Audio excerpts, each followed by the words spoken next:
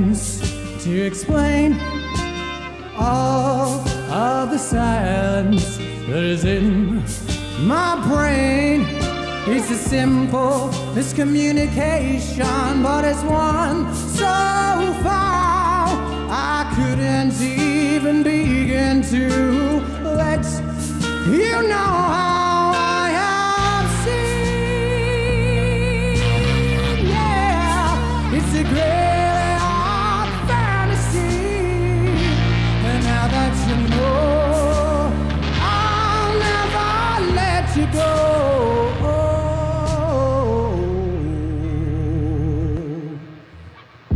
A slap on the wrist or a broken arm, compound fractures, or was it all too far? Never malnourished while I'll feed off your guilt. Every day's adding bricks to the wall. I said hated built I still see. It's a clearly odd fantasy. It's got you all wrong. Fight for your sing the song. Oh, I'm tired of searching so long, not looking for you. I'm tired, so tired. I'm trying and I'm tired of all that you do.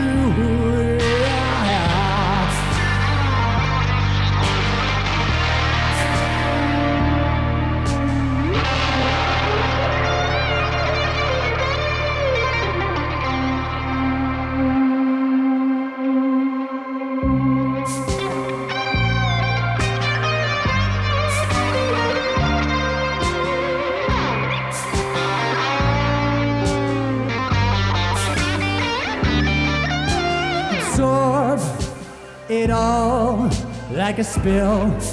You're forever feeling overfilled. Tired of sitting here all on broken mind, broken bone. It's a simple miscommunication, but it's one so dark. You'd put it together knowing you'll never set the fire what you have seen. It's a great odd fantasy. It's now that you know, fight for now what you go.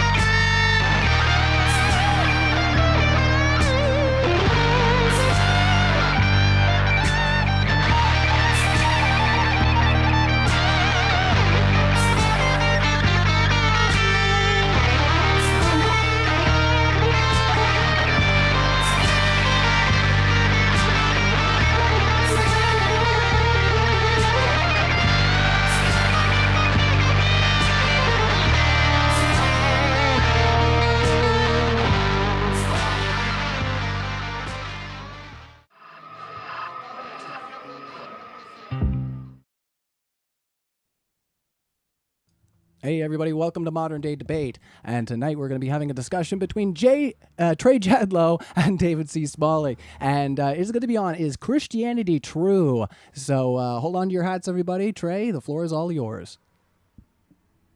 All right, well, thank you for this opportunity. I'm glad to join you all at Modern Day Debate this day.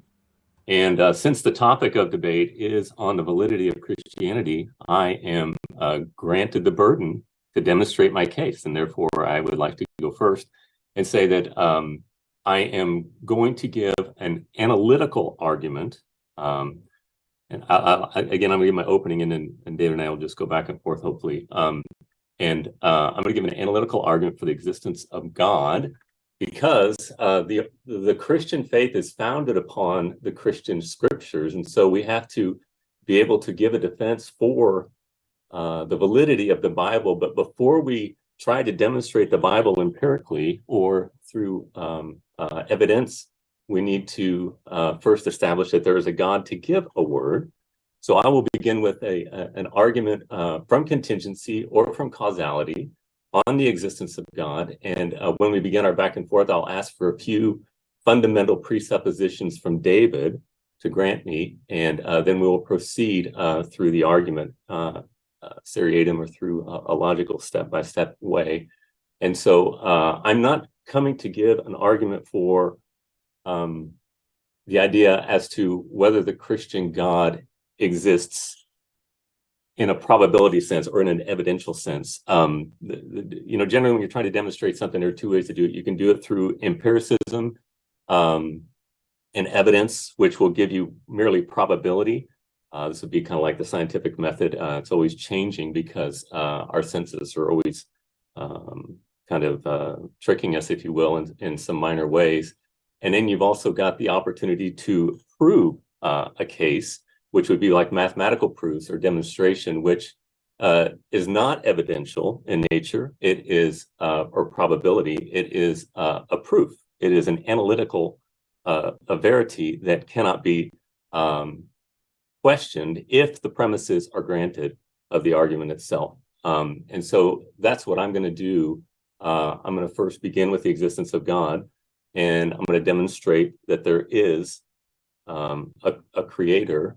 And then as we proceed from there, then we can go into the specifics of Christianity, which will not be analytical arguments. They will be evidential, and they could be questioned because they're not necessarily true. And then we'll just proceed from there and see what David's got in order to refute my perspective.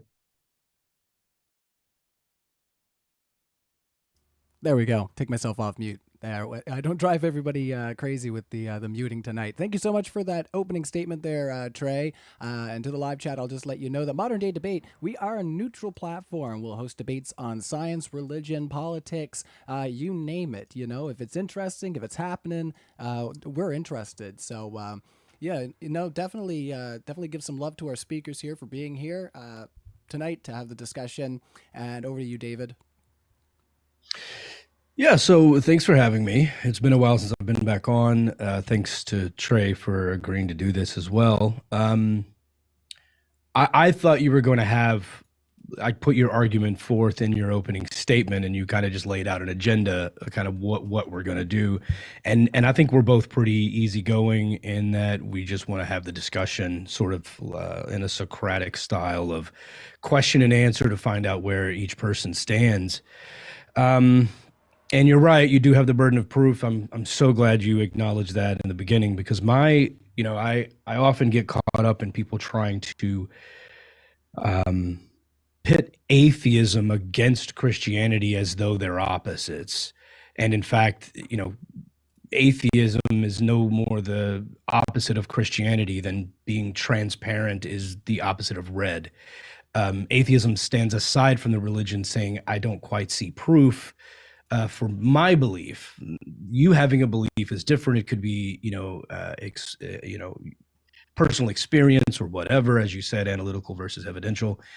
And whatever's happened to you personally, for you to believe is perfectly fine. But to determine whether something is true or not would require, I believe, substantial proof outside of your own experiences. So I'll just end it with that and say that's what I'm looking forward to. Not that it's true to you or that you believe it, but that it is true for everyone, regardless of their beliefs. And I've analyzed this stuff for many, many years, had my podcast for 13 years. I've had theology professors on.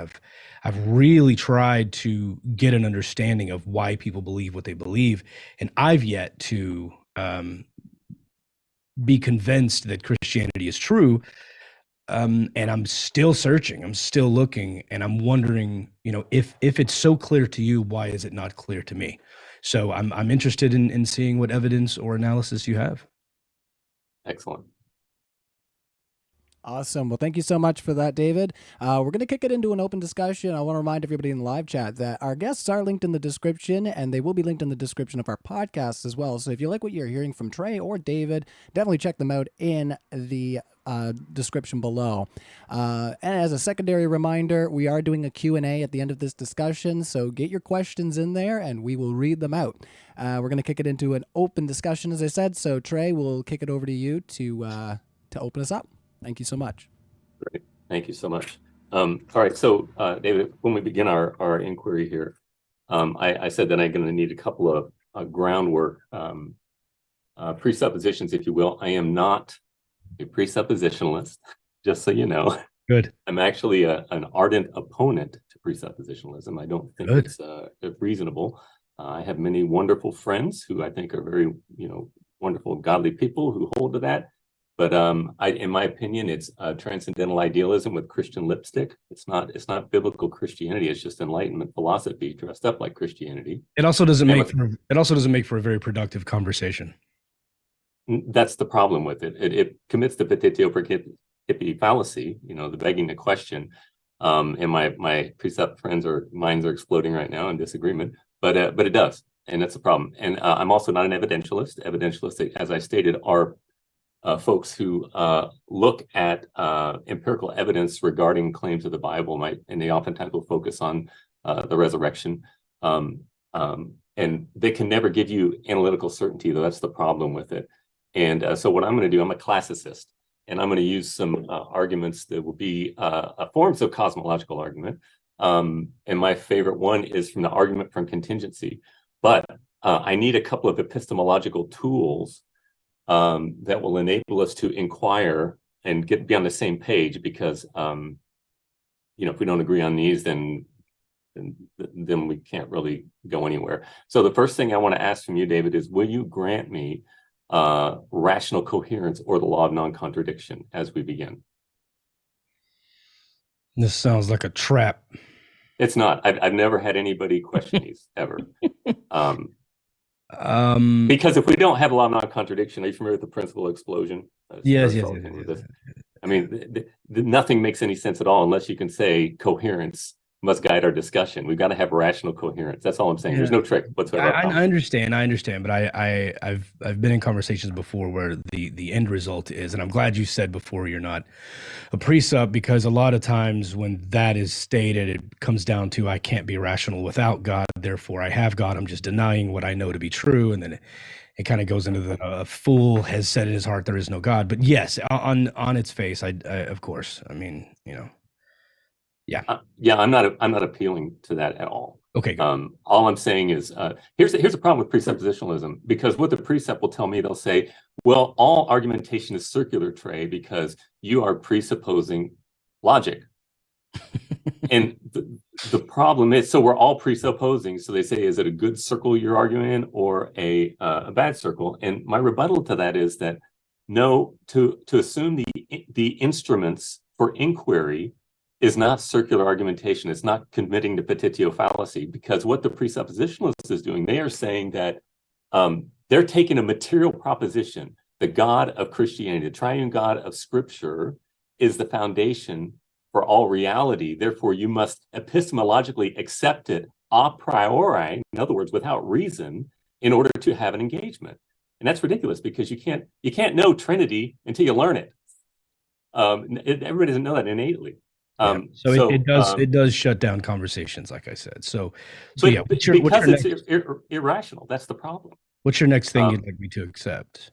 Okay, so we have to have logical coherence, or law of non-contradiction, and then secondly, or the laws of thought, excluded middle and law of identity, and then you got to have the basic reliability of sense perception. Now, I'm not saying your senses must be perfect, but again, we have no connection to this world unless we will grant ourselves the presupposition that we somehow our senses relate to the world in some fundamental sense. Yes, with the caveat that sometimes those senses make mistakes, and absolutely, sometimes those senses correct those mistakes, and sometimes they don't. And sometimes we misinterpret the information our senses are receiving. With those caveats, yes, mostly they're reliable. Okay, and that's why I said basically reliable. Yeah, mostly reliable. All right, so beginning with those two instruments of inquiry, again, they're not propositions. I'm not telling you something is true. Those are just the tools. You don't have the tools, you don't have any inquiry. All right, so with those, then I say that if something exists, I don't have a piece of paper here if you want to write these down, but if something exists, there's only 4 possibilities. Okay. And if something exists, it is either an illusion, or secondly, it is self-created, or it is self-existent, or it is created by something that is self-existent. Those are the only 4 possibilities. I've been arguing this for nearly a decade now. Nobody's been able to come up with a 5th option without just impinging on one of the other options. So if something exists, there are only 4 possibilities. You have an illusion, self-created, self-existent, or created by something that's self-existent. All right. And I want to go through these 4 here and demonstrate a problem with them. And you're welcome to jump in at any time if you need clarification or you want to rebut me or something like that. All right. Well, so the first one is, go ahead. I'm just wondering aloud if something could be created by something else that was self-created. I think that would be self-creation. Self-creation is the violation of the second one there. That it doesn't work. Let me just go through them and then let's chat about them if we can. Okay. All right. So the first one is that which exists is an illusion. And you familiar with Descartes' cogito ergo sum? I think yes. Therefore I am. Yes. Yes. Okay. So basically, because of that, if there's a thinker, there must be someone asking the question. Therefore, if you could be an illusion, this computer could be an illusion, our conversation could be having a dream, I'm having it right now. But one thing that I do know is that I, the inquirer, am asking a question. And therefore, everything cannot be an illusion. Everything but me could be an illusion. But I know that I myself am not an illusion because otherwise there's nobody to ask a question. Do you grant that? Not necessarily. Okay. If you could right quick there, Trey, just for a live audience there, just give a quick summarization of how, or just as you're going through these breakdowns, if you can keep pushing in how that relates exactly to the Christian claim. And I think that might be useful for the specific topic, but I'm going to jump back out here and let you guys continue. Sure. As I stated, I'm first making an argument, an analytical argument for the existence of God, because if there is no God, then there's no word for him to give, which would be the specific claims of Christianity. And as I stated, the arguments for the existence of God are irrefutable. If you grant the presuppositions that I gave you, they necessarily follow from the premises that I make. And I've not only have this argument never been defeated, I've never seen a serious question to it. And so maybe David will be the one. Well, yeah, I was trying to make one, but you asked me to hold on. So I can keep waiting, but I am interested as well, as because I could even potentially grant that, just for sakes of this conversation, that God could exist and Christianity could still be false. That's true. So I don't absolutely. In fact, many of my discussions, I'll go ahead and just say, fine, let's say there is a God or a first cause or a creator. Let's find out if your holy book is from a God that loves humanity. Let's get into that and see if it checks out. Let's check the Bible's credit according to this creator. I don't believe that there is a creator. I don't believe that there is a God. I think that if the universe exists, it came either self-created, which is a whole bag of worms we could get into, or or it could have been created by the implosion or explosion of something else that was self-created, meaning something came into existence in an unknown way, fitting one of your options, and the death of that thing or implosion or explosion of said thing could have created the universe we know. That, I think, is a 5th option that you haven't allowed. No, you just added another step to the second one. You just did a topological. You said basically something created itself by something that created itself, and you could just have an infinite regress. No, it's not self-created. It was created by something else dying or exploding. That was the thing that died or exploded self-created. Yes, but that's different from something. Okay, then no, it's not. You're just repeating yourself. No. You're answering nothing by saying that. No. I disagree. If our universe, you're just adding complexity to a simple argument. You're violating Occam's razor, actually. No.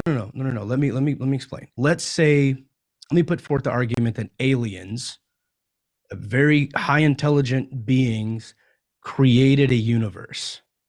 Okay. That universe reached its peak, whatever, and imploded or exploded.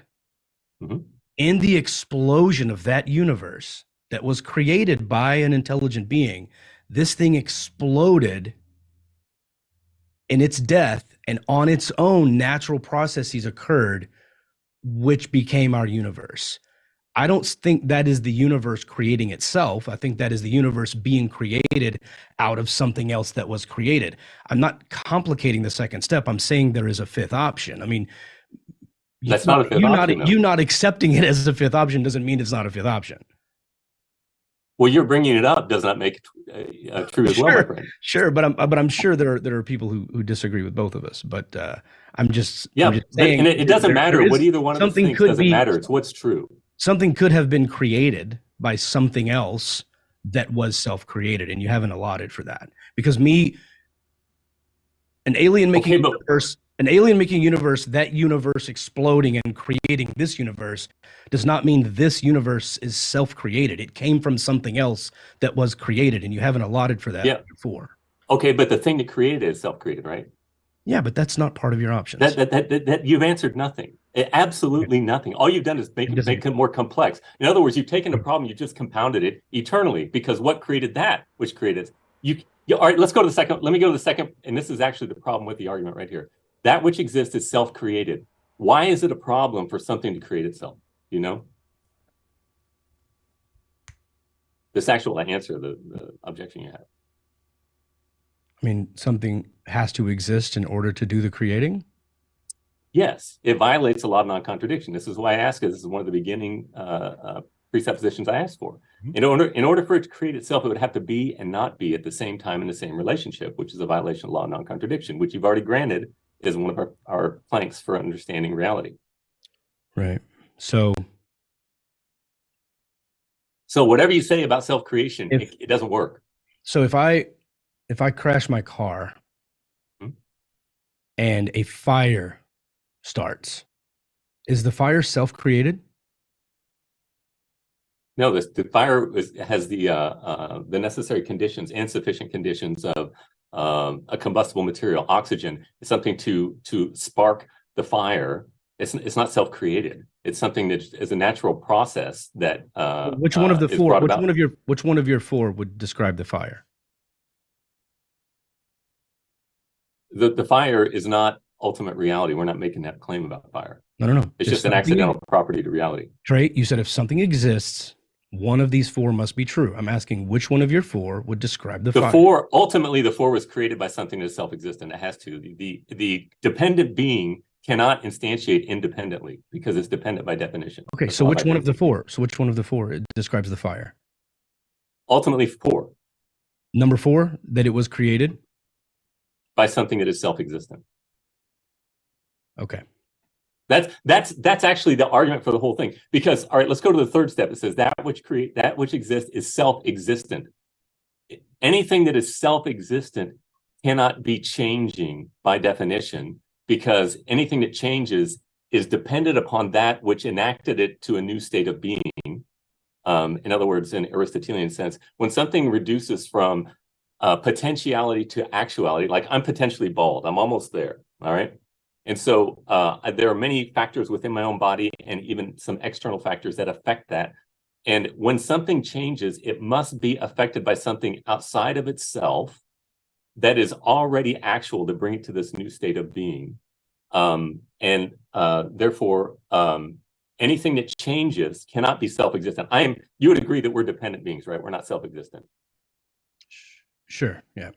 Yeah, it's because we were born, we're contingent. We did not make ourselves. Anything that changes is contingent upon whatever it is that brings it to its new state of being. Like, for example, I went from 6'3" to 6'2" as I age. And gravity's having its way with me in a very small sense, and other things as well. So all existence that changes cannot be self-existent by definition. So it's contingent. And what I'm going to say is that contingent being cannot instantiate non-contingently. In other words, it cannot be dependent independently, that violates the law of identity. Dependent being is dependent being, but dependent being cannot create itself, and dependent being cannot be self-existent. Therefore, there must be something somewhere that has the attribute of self-existence that gives rise to dependent contingent existence. And I disagree with that because of my fifth option that I brought up. So this is going to be this is going to be a returning problem for this discussion, because when you point to a single thing and say, how did that come into existence? This universe, if you're pointing at this universe, it could have come into existence, created. So technically, partially number 4, it could have been created, but by something else that was self-existent, right? So right, that's all I'm saying. If your You're argument conceding the is, argument. No, I'm not. If your argument is God is self-existent and self-created or self-existent, and therefore created and then created our universe, I could posit the same concept and just say a universe was self-existent or pre-existing or created by some alien species and then exploded, and then that inanimate whatever is what created our universe. You haven't allocated for that or allowed for that in your 4, and you also haven't really I guess factored in for the unknown, for mystery, for other causes other than God or a thinking, knowing being. Have you considered aliens? Have you considered aliens making a universe that expands and explodes, that creates a universe, and then that universe expands and explodes, that creates another universe, and 50 trillion years go by, and the 94th universe is the one that we're in, that has been the result of multiple universes that were not created by an intelligent being, were exploding. How does that fit into your theory, or your hypothesis, I should say? Every one of your examples there, you're appealing to self-creation. No, I'm not. Where did the aliens come from? You conceded at the beginning, and then you went back into the self-creation thing. Yeah, that's when I said this was a trap. This is exactly what I was talking about. I feel like there's one simple piece here that we're missing each other on, and I think for the sake of the viewer and the listener, we should probably try one more time and then just move on, because us talking in circles isn't going to be entertaining for anyone. So the baseline here is, I would grant you that in my analogy here, the first universe that the aliens created, yes, is definitely number 4 on your list. It was created. No, that which is created is not self-existent. I didn't say it was self-existent. You're not even understanding the argument. Trey, I didn't say it was self-existent. I said it was created. I said the aliens. Okay. It's not that difficult. No. You're interrupting me and making it more difficult than it has to be. I apologize. If the whatever it was, let's say it aliens, let's say God exists and God created the aliens, or let's say the aliens are self-existent. Let's say the aliens are whatever you envision God being. The answer is that's really an alien. It's not God. Okay. Mm-hmm. That alien God creates a universe. That universe is created. That's number 4 in your list, right? Right. Are we in agreement? Yep. And then that is a natural universe that is just going on about its business. The aliens have nothing to do with it anymore. They don't intervene. They don't mess with it. It goes about its business for roughly 1 billion years. And then that universe implodes on itself or explodes. It dies, like sucked into a black hole, or some natural process happens that they originally created as a possibility. And then that explosion creates universe B. That universe B is not self-created. It is created by something else that was created by something else. And what I'm saying is, if we go down that line over and over and over and say this happened for billions upon trillions of years, and then the 1000th universe just happens to be the one where we exist today, you can't look at this universe and say this universe was self-created. No, right. Okay. You've granted my argument. Then you conceded the argument. Okay. I don't see how you're saying there's 2 types of ontologies in the universe. There's self-existent and there's contingent existence. Now, we know through modus ponens, we know that contingent existence, because I, the inquirer, I know that I was born. I know that I'm dependent in my being. Therefore, if A implies B, and A is granted, which is contingent being, then it necessarily follows that a self-existent necessary being must exist. Now, we may differ on the name of what this ultimate reality is, but you're conceding the argument, at least you did for a moment there. I don't know if you're going to stick with it. All you have is irrationality or concession so far. And all you have is arrogance and I'm not meaning to be proud. I'm sure. I'm very that's all you're doing. Things got to make sense for me. Yeah, I don't care about emotional arguments or people not liking things. I want you to tell me the problem with the argument. Same. No, I mean, well, we came here to discuss if Christianity is true. And I want to know, for the sake of the people who tuned in and clicked the link, how you're going to get from this self-creation to Jesus dying, raising from the dead, and floating to an invisible heaven. I need you to make it make sense for the viewers, because well, we can't have a word of God unless there's a God to begin with. So do you concede that God exists? No. Okay, tell me what's wrong with my argument. I already have, and you don't accept it. So I don't know what. No, you didn't. You conceded the argument. You said that there's some God who made the aliens, who made the universe, that made the universe, which really, it doesn't matter how many times you do it. The number of creations doesn't matter. Number of iterations of universes doesn't matter, as long as there is beginning with a self-existent being. So you're taking the properties of the first thing that you're saying created it and applying it to everything that comes after that? No, I'm just distinguishing. That's the problem. You're trying to mash them all together. You can't do that. You got to keep them saying for the sake. We didn't come here to have a deistic argument. We came here for you to prove Christianity is true. And so, do you concede deism? No, I don't. For my own. Okay, this is the problem. Viewpoint. I gave you an analytical argument, and you don't like it. So you're telling me it's not good enough. But I need you to demonstrate what's wrong with the argument. Trey, I did, and you're not accepting it. I think we need to move. What is it? Move on and prove how Christianity is true. Because how do I move on when you won't grant the analytical certainty of the foundation of my argument? Because it doesn't have analytical certainty. You're missing a piece, and you won't acknowledge. Tell me the piece.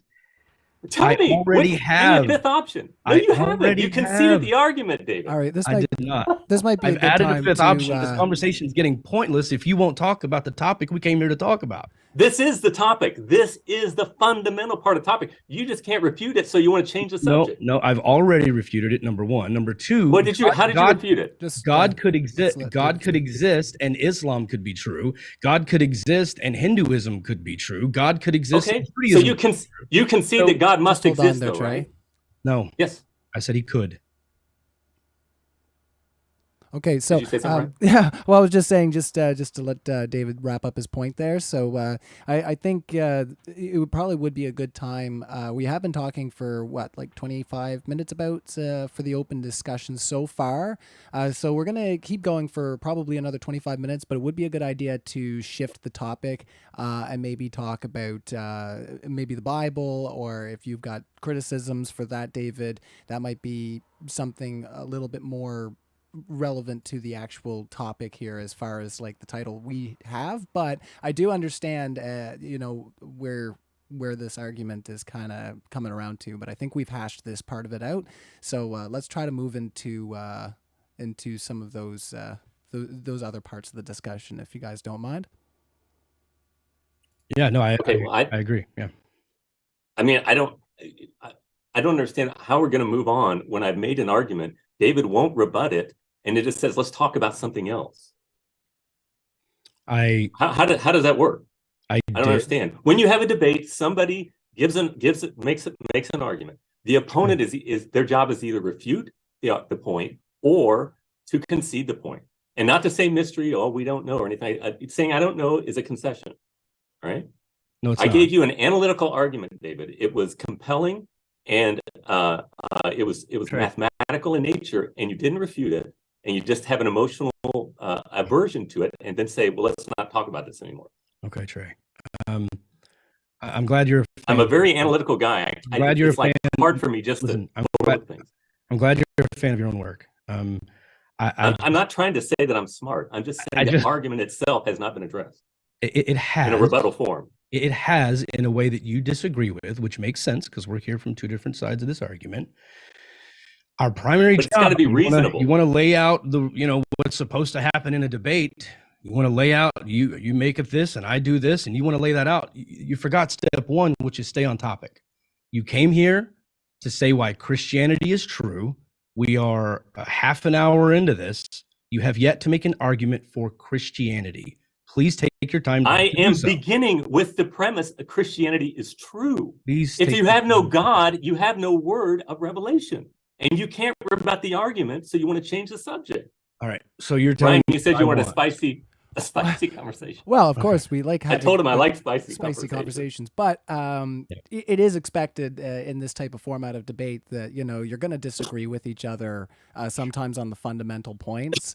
And it's fine to move into another aspect of the conversation since, like I said, I think we have hammered this point and we know where the disagreements lie at this point.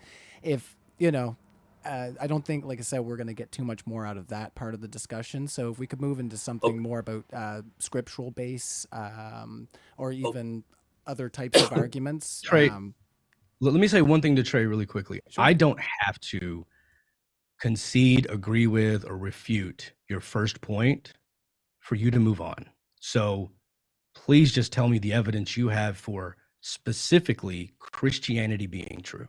I don't have to agree that a God exists in order to move on for the next phase of the argument. I'm excited to talk about Christianity specifically. Okay. All right. Well, we'll go ahead and do that. So we'll just mark it for the record that you cannot rebut the argument and you just want to move on. So for the sake of argument, I'm not going to accept that. I did refute it. You're not accepting it. What was the refutation? refutation? Christianity.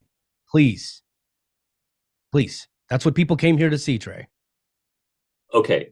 Do you agree that there must be a God in order for it to be a revealed word of God?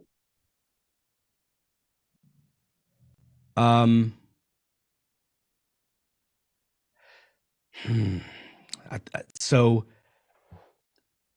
let me answer with a caveat. Technically, if I'm taking your words at face value, yes, but I think that people can believe they have received a revealed word of God without that God actually existing. I'm not talking about epistemology. I'm talking about ontology. I'm talking about being. I'm not. This is a big thing we have in our. You know, during the Enlightenment, there was this big shift, and this is the problem. And what people tend to do is they'll take Christianity and they'll put that up here. They'll talk about fact, value, morals. It's like the upper ethereal form, and you got facts like science down here. And this is because of Immanuel Kant's transcendental idealism. And basically, what he said is that you can't experience God with your senses, therefore you got to take it by faith. And that's kind of what I think you're alluding to in your statement there. I'm not talking about what people feel about God, because who cares about that, really? What matters is what is objectively, demonstrably true in reality. Because if I really want there to be a God and I really try really hard and he's not there, is that going to bring him into existence? No, but you could believe he exists without him existing. That's right. Is it good to believe in things that are not true? I don't think so in most cases. Sometimes I think it can be beneficial, but I think that's a rabbit hole. Like what? In most cases, I mean, believing that you're capable of doing something that you can't do, but along the journey you accomplish other things you never thought were possible. No, but to purposefully obscure reality is not a good thing. I would agree. I would agree with that in most cases, to purposely. Okay, so if I want to believe that there's a God and my belief has nothing to do whether he exists or not, and if you as an atheist want to say that there is no God, your denial means nothing about reality. Would you agree with that? Well, I don't necessarily make that claim of a denial. I make the claim that there's lacking sufficient evidence for my belief. Right. But your belief has no effect on reality, right? My stronger point is that I think someone can honestly believe and feel in their heart that they are getting revelation from God and write that word down, fully believing that it is from a God when in fact it is not. That's right. So then as that comes into a document and it's called the revealed word of God, yes, that could exist without a God existing, but a real revealed word of God could not exist without a God. So as long as you're okay with that. Right. And so that's why I say it's imperative that we establish that there is an analytical certainty of a God in order to exist, in order for him to give revelation. And if you're going to say as an atheist, you not have enough evidence, and then if I give you, not evidence, but I give you proof of it, and you cannot rebut it, then all you're doing is obfuscating the argument rather than going where it leads. I think we need to follow the facts wherever they go, no matter what. So your evidence for Christianity is that there is a creator who has given us revelation of himself through the specific claims of Christianity. okay. And how do you factor for the revelation of claims from the creator in the Quran? Well, from the scriptural perspective, there were miracles in the Bible to verify the word of the prophet. What miracles did Muhammad do? There we go. Okay, fine. So miracles is that the No, I'm talking about miracles is not how I know that my Christianity is true. I know Christianity is true because there is a creator who is moral, who is personal, who has given us his word, a specific, that can give us salvation. So the first category of analytical certainty can't give you salvation. All it can give you is damnation. In other words, that there's a moral law, that there's a creator, and that we suppress the knowledge of that God. That's what it can do. It cannot give you salvation. But when you talk about miracles, that's talking about the specific claims of Christianity for salvation, for redemption from sin. okay. So I mean you think let me ask this. Do you believe it's possible for both Christianity and Islam to be true? Do you think multiple gods could exist? Okay. If Islam and Christianity have mutually contradictory claims, can they both be true? Remember, law of non-contradiction. Right. They can't, right? Right, they cannot. All right. So they could both be wrong, but they both can't be right because they have fundamental differences, say, for example, in the nature of God, that are utterly incongruous and therefore cannot be true. So it's possible that they could both be wrong, but they both can't be true. Okay. So Judaism also wrong? Insofar as Judaism, now, because my tradition is a Judeo-Christian tradition, so we believe in a continuum of Judaism. There's no contradiction in that, insofar as Christianity is just a fulfillment of the promises of Judaism in the Old Testament, which, the God's revelation always comes centered around Christ, the Messiah. Okay, so of the roughly 8 billion people on the planet, I believe roughly 2 billion are Christians. What is because of time constraints and everything else, what is your best evidence? Not that or you've experienced. What is your best evidence you can put forth that Christianity is the true one and the others are not? Okay, well, there are several lines of evidence that I would point to, but firstly, the one thing that I know for analytical certainty is that I have a creator, and then that there is a moral law. We have this sense within us that there's a certain way that we should look, and it's always going to center around the sanctity of existence. All right. Okay. Everybody agrees with that. You would agree with that. That there's a moral code that says that we are supposed to value existence. Would you agree with that? I mean, not necessarily a code, but a general understanding. Sure. So, and that's a great point. I agree with you. That's the other part of the analytical argument. So I agree with that. So let's talk about that basis of morality. Mm-hmm. And according to Rappaport's rules, let me state this position to see if you agree with it. Okay. God exists. Who are Rappaport's rules? Is that Andrew Rappaport? No, it comes from it may be Andrew. It comes from a Dan Dennett book where he talks about a list of rules that you should do debate, and one primary rule of Rappaport's rules is to be able to state someone's argument back to them in a way that they go, I should have said it that way, right? Oh, like steel manning an argument, yeah. Yes, so clear that you're like, yes, okay. So tell me if I'm wrong here. You believe that God exists, the God of the Bible exists, important caveat there, the God of the Bible exists, he is the source of morality, he created us with a moral code, and that's where we got morals from. Do you agree with all of that? That's where we got morals from. I think so. I'm not sure exactly what you mean for that. We have a moral instinct. Yeah, from him.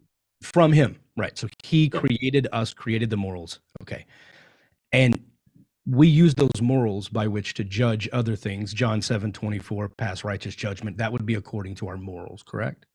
Mm-hmm. Okay. passing righteous judgment means doing what's right, doing what's not right, things that are in accordance with God, that are good, that are love, that are peace, right? And then when someone is acting in a way that is not that, we, according to John 7:24, we don't judge by appearances alone, right? But by the behaviors, by the heart, by the insides, right?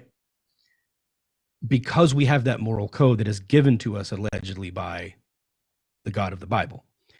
So my question is, if God gave us these morals and gave us the ability to pass righteous judgment based off of our morals, what are we then supposed to do when God, that same God, behaves in ways that are directly conflicting with the morals he gave us by which to judge good and bad? Okay, well, you need to back up. Why are you complaining? What are you talking about? You're acting as if there's a problem, a moral problem within Christianity. You've already conceded that there's a moral law, okay, and yet you won't acknowledge a moral lawgiver. I didn't concede a moral law. I said a general understanding, because law implies a written word from a okay. Let me put it in philosophical. Drag this back into the weeds again, Trey. I was very specific with my question. What do we do as Christians? Well, you're trying to skip over the fundamental parts. That's the problem. Trey, you're deflecting the question. I'm deflecting?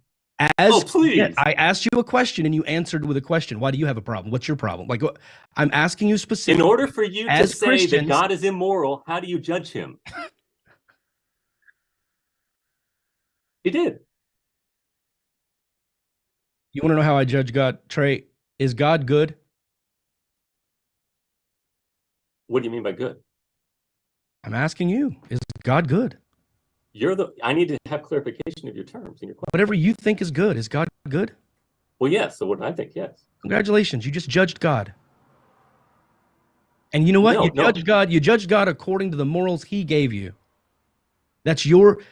You pass righteous judgment by saying God is righteous. That is a judgment call. Not all judgments are guilty. You just judged God. So if I have morals, I'm a Christian, David. I know. If I have morals, you're not a Christian. I was. And when you don't believe in God, though. Yeah, but you don't believe in God. So what basis are you complaining? When I was a Christian, I didn't come out of the womb as an atheist and start having these long debates just with my ears closed. I've been studying this for many, many years. I've had many, many conversations, and I started my journey as a believer. It took me 14 years through my journey to say I no longer believe. And throughout that journey, the one thing that kept coming back was God gave me this moral code. According to Hebrews 8, he wrote his law on my hearts that tells me that when I open a door for someone, I'm praising God. When I help someone with their groceries, I'm praising God. I'm loving my fellow neighbor. I'm loving my fellow humanity. This is from God when I was a believer. And then I would read the stories in the Bible of God acting horrifically toward humanity, making a man's bowels fall out of him, having a man killed, saying if people are gay, they should be stoned to death, just line after line after line, condoning slavery, kill the Amalekites and nursing infants. As a believer, Trey, I'm going, why would God give me this moral code, tell me to pass righteous judgment on those that violate that code, also tell me that he himself is good, and then repeatedly violate that moral code he gave me to judge others? What am I supposed to do with that as a Christian? Okay. Let me try to explain this a way that you haven't thought about this, obviously, in your inquiry on this. You believe that existence is special, right? Everything that you just complained about, you are assuming that existence is special. Trey, it seems to me that your strategy for this is to respond with an assumption, an insult. No, you have an assumption that you haven't thought about. I'm trying to get you to look at. I asked you a very direct question. You make an assumption, and I'm saying you are overlooking a fundamental issue in your complaint. You can't answer it. You follow it with an insult, and then you deflect and ask another question. I have not insulted you, my friend. I have not insulted you. You're doing ad hominem attack is what you're doing. You just did that You to me. cannot This is what answer I'm the talking about. question. You're deflecting, you're projecting. This is not a productive conversation. I asked you a very specific question, Trey. What do Christians, good, moral, loving Christians do when their moral code given to them by God is violated by the God that they worship as good? How do you deal with that cognitive dissonance? I want you to justify your complaint. You have no reason. You believe that existence is special. Do you? Tell me yes or no. You're assuming my position in order to criticize it. Everyone is watching what you're doing right now, Trey. You're avoiding the question. Everybody's watching me. I'm telling you, as a believer, when I was a believer, I don't care about that. I'm talking about David Smalley today. Trey, do you believe existence matters? Answer the question. Trey, there are Christians. You can ask your question. Christians watching. There are Christians watching you right now, Trey. They're watching you. They are in a position right now where they have a moral code. They believe that code is from God. They flip through the Bible and they see God, their source for morality that they look up to and worship, violating the moral code he wrote on their hearts while at the same time saying he is good. That causes Christians to struggle. It causes Christians to lose sleep at night. I was one of them. For those Christians watching right now, what do you say to them? What do they do when the God they worship violates the moral code he gave them? Okay. You're not going to go there. So we'll go ahead and skip over the second point that you can't answer. So you want to jump over it. And we'll talk about that. What more law do you have are you offended that God breaks that you think is so holy? Okay. Let me just tell you a quick side note, Trey. Over the 13 years that I've had my podcast, I've had Christians on long debates, sometimes 3-4 hours. I'd get a handful of emails every single month, sometimes 20, sometimes 3. Throughout the years, the number one most common email I've gotten is, David, you posed a question I've always thought of and always struggled with, and the guest on your show had an unsatisfactory answer and avoided the question. That's making me go back and rethink my position. I'm not sure I'm a Christian anymore. So I just want you to know, you sidestepping these things is not doing a service for your faith. I promise you. Well, thanks for the Dunning-Kruger, my friend. And there's the ad hominem. I'm asking you to justify your perspective, but I'm willing to go on. Let's go ahead and move along. You cannot give a justification for complaining, but we'll go ahead. Give me an example of a biblical mandate that God contradicts. When Psalms 121:7, God says, at least the song says, that God has said, I will keep you from all harm, I will keep you safe. Yet he condoned slavery in Exodus and allowed slaves to be passed down to the children because they are property. This was not indentured servitude. He condoned slavery. So how do you reconcile A, God loving all of humanity, and B, God condoning the owning of human beings? Are you saying that God loves all men equally?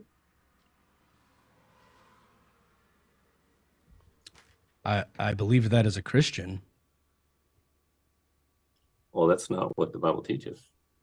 So some people deserve slavery? No. I think that are you talking about, can you give me a specific instance? Are you talking about them being able to hold slaves of people of the nations around them and to keep them as property? That's one piece of it, sure. Okay. Well, let's take them one at a time. That says you can beat your slave as much as you want, as long as Yeah. he doesn't die within 2 days, then you're fine because he's your property. You can do what you want. That's God literally condoning the beating of a slave. How Right. do you reconcile that with God loving humanity? Okay, well, the being able to beat your slave is something that would fall under the indentured servitude, as well as the slaves that are taken from the nations around them. Okay. So why would he allow slaves to be taken from the nations around them if he loves humanity. Those nations are a part of humanity. And in fact, No. this is exactly what I'm talking about. What? If you or I were to go do that, we would judge that as negative today. We would say you can't go take slaves and beat them and drive an. Why? Why would we say that? Well, it's Does existence matter, David?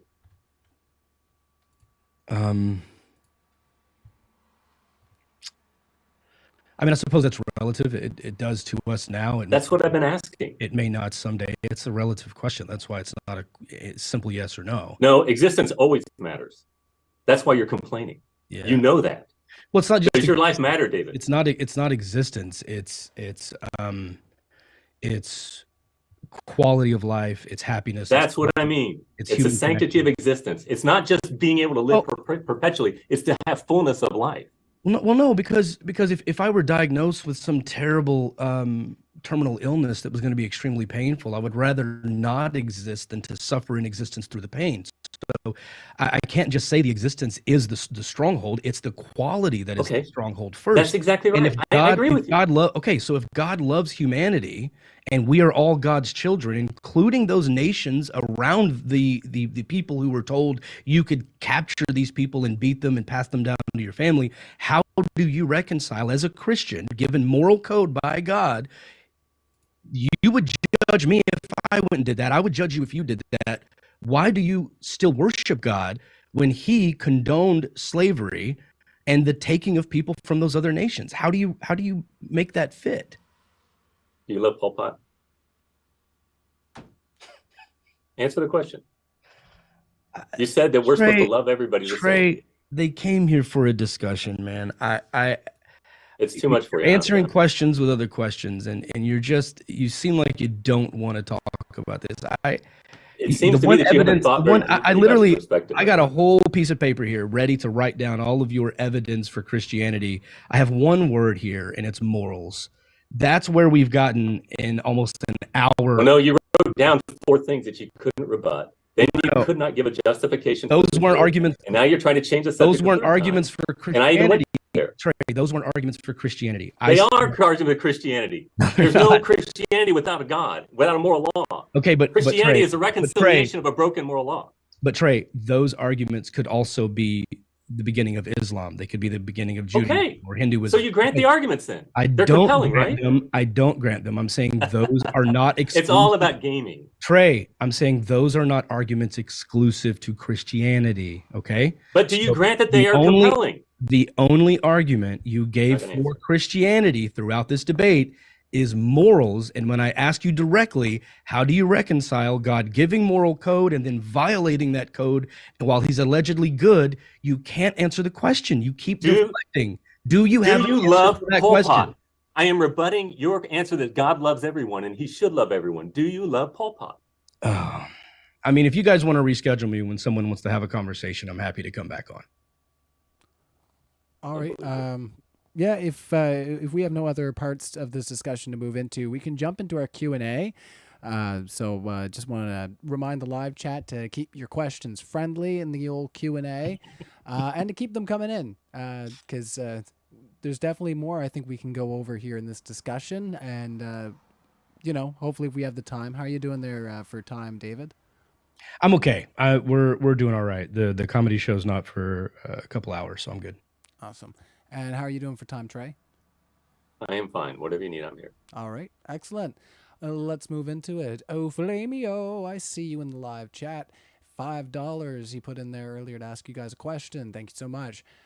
Trey, who created God and why does God need money? Is this supposed to be like a George Carlin thing? Needs money. Was I supposed to say it with that voice? I'm sorry. Yeah, I think it's much better when you do it that way.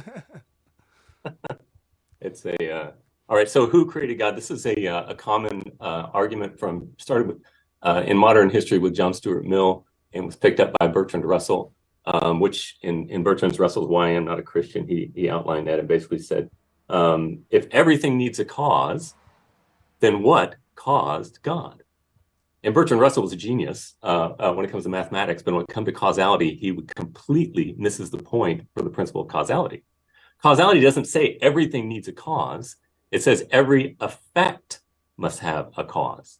So if you're saying what caused God, then similar to what David was saying at the beginning, that the aliens created themselves and then they created the universe, you're not answering the question at all. There must be something that is necessary in being, philosophical term necessary, in order for there to be contingent being. So if something created God, if God is changing, then God is not God. He is yet another creature.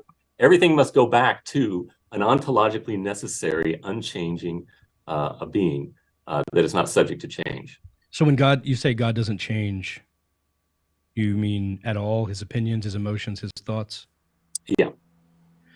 So when God said that he wants gay people to be killed in Leviticus 20:13, does that follow that God still wants gay people to be killed today? Well, no. Okay, so when you are talking about the law of the Old Testament, it's going to be broken into three categories. You've got moral law, you've got civil law, and you've got ceremonial law. Okay, and so in that law, you have like the animal sacrifices. Those are the ceremonial laws which were done away with because Christ fulfilled them. They were shadows that pointed to Christ dying for our sins. So obviously, we're not sacrificing animals anymore. So the ceremonial law. But then you've got civil law, which is law under a theocracy, which God made as a special people for a specific time, showing the lex talionis, the harshness of the law, if we are to look at it without any grace. And so I do not believe that homosexuals should be stoned or adulterers should be stoned, but I do think that it is morally evil, and a society should not condone or bless those sexually perverted which go against God's natural order. So we're not under the civil law because we're not a theocracy.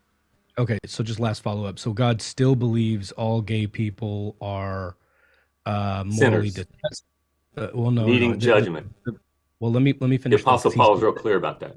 The words are that they are detestable, they have committed an abomination, and that they shall be put to death.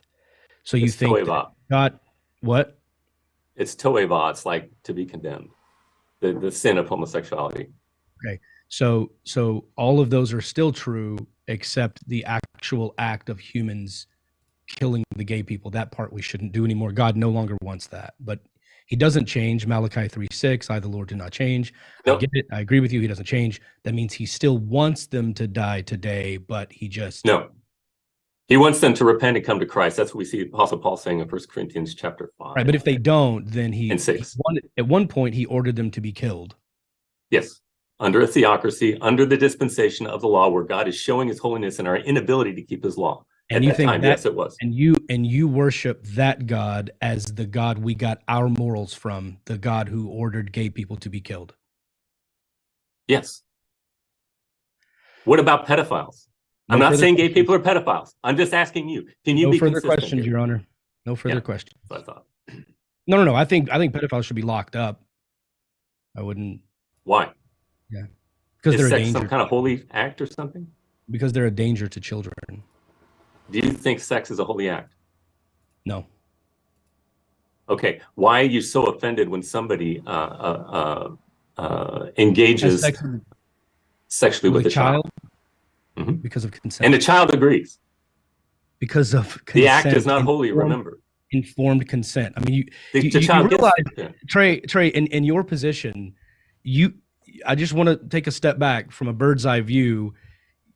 In order to defend the Bible and God and Christianity, you have to make arguments that are in support of slavery, of pedophilia, of these things that our society deems horrific and detestable, that we would never in a million years condone. But because your God didn't, we have to worry about that. And now you have to. I don't know where the Bible condones pedophilia, but why are you complaining again? You're trying to steal from my perspective in order to refute me. I don't need your perspective to recognize harm for children or. So harm is sinful from your perspective. Well, no. Trey, if you'd like to do a show where we talk strictly about moral arguments, I'm an atheist. That's what we're here for, my friend. Go ahead and answer. No, we weren't. We were here for you to prove Christianity to be true. We're doing Q&A right now, my friend. If you'd like to do a show based on morality, it's something that I actually do acknowledge some objective moral truths as a non-believer. I have some basis for that. How do you justify that? It involves, I mean, again, it involves. It's not that hard a question, my friend. Well, I mean, it's a longer discussion, but you can't do the it. short version. That's what I'm talking about, the arrogance. I was about to, and you're telling me I can't. And you keep telling me what I think and what I want and what I'm unable to do. That's the arrogance and ad hominem. Because you have been obfuscating for 30 minutes, my friend. No, I believe that's you, my friend. I believe that's you. But I'll give you the short answer for this. Our ability to recognize basic harm, coupled with the lack of justification, coupled with, as a mechanism, John Rawls' veil of ignorance. Those things are how I can build a secular argument for objective moral truths. I think we have other questions from more people. So existence is objectively special then, in your view? I've already acknowledged You're assuming that, and you haven't even thought about it. See, you're telling me what I've thought. You don't think it's arrogance? You just told me that. You just told me existence is special, but you won't answer the question. Trey, you're telling me what I have not thought of. Where do you get the arrogance to assume you know what's in my mind? All I'm judging is what you're saying. No, you're making an assumption on my thought. You're telling me because you're not satisfied with my answer that you know my thoughts. I'm telling you, dude, that's coming off as arrogance to people watching. And you won't tell me whether you think existence is special. I promise you, you're turning Christians off. Okay. Maybe we can go to the next question. All right. Please. Let's continue on. Lots of thoughts there on that one question alone. So this is going to be a fun Q&A, everybody. So get your questions in there, and we're going to keep it rolling. And once again, thanks, David and Trey, for being here. Keep your chats friendly in the live stream there. Bugmaster, $10. Thank you so much for your super chat. I think both of you are off base. Ooh, he's coming at both of you. Cause and effect is just a model, like up and down. It's not a fundamental ontological thing. It's just a useful, yet a priori? Yeah, flawed. A priori. Yeah, sorry. Idea humans came up with. No, it's not. It's just an application of law of non-contradiction, really. It's analytically true. The only way that you can describe a cause is to invoke the reality of effect. The only way you can describe effect is to invoke the idea of cause. So it's analytically true. It's like 2 + 2 is 4. The only way you can define it is by using the other term. Therefore, it is true by definition. It's not a construct. It's just a reality, just like the laws of logic of our world in which we live. Any thoughts on that, David? No, I don't care. All righty. Hates stairs. All right, take the elevator. $5. The massive issue with your argument is assuming there was a beginning. If the universe has infinitely existed, point me towards the beginning. Okay, well, again, that's just exacerbating the problem to infinity. If you're saying that the universe is an eternal regress of dependent being, then it would have to be dependent independently, thereby violating the law of identity. That's not a viable option. Turtles all the way down doesn't work. Any thoughts, David? It also has nothing to do with Christianity. All right, let's continue it on. Yeah, you guys, if you got some questions there related to the topic as well, I got lots of different questions here, but if you have any specifically related to Christianity, get them in the super chats because we're getting close to wrapping up here. Maybe a little bit early if we don't get any more super chats in the live. What are some of the questions that aren't about Christianity? Are they about his first cause arguments? Cosmological? Is it about? Well, they just want to know, they just want to know whether or not I wear underwear. Like, what are their questions about? Well, yeah, I was gonna say we'll keep moving through because there's not too many right yet. So, if some more come in, then yeah, they might change. But as for now, we've only got 3 more questions to go through. So Bugmaster for $5. On morality, we don't need to have any particular moral code to notice that God commands A, then does not A. Doesn't matter if we like A or not. That's a great point. Is contradiction a sinful then? I guess the question, Trey, is does it matter to you at all that God gives the laws and then doesn't follow them? He doesn't follow them inconsistently, though. I mean, in other words, there's no contradiction this is why I asked you if you like Pol Pot, because you were upset because God doesn't love everybody equally. Well, he doesn't love everyone equally. You don't love everyone equally. You believe in a sense of justice that those that do not sanctify existence, in fact, those that destroy existence, are worthy of condemnation. And so does God. So it's not just about love. You're right. I don't love everyone equally, but if God appeared to me and told me to go kill an infant, I would not do that. I would defy God to not hurt that infant. Why is that infant special? More special than a God who has condoned slavery and told people to kill gay people. Now I'm asking you why. If that I've been God asking exists, this for a long time. let me now step in to say, let's now, for the sake of argument, presume that God exists. I could not, because of my morals, I could not worship a deity that seemingly has a lower morality than I do. I would not harm those kids. I would not stomp out the Amalekites. I would not kill nursing infants. I wouldn't kill gay people just because God says they're an abomination. I would not do that to humanity. My love for humanity is what drove me away from Christianity. I think it's very difficult to be a good person and be good at Christianity.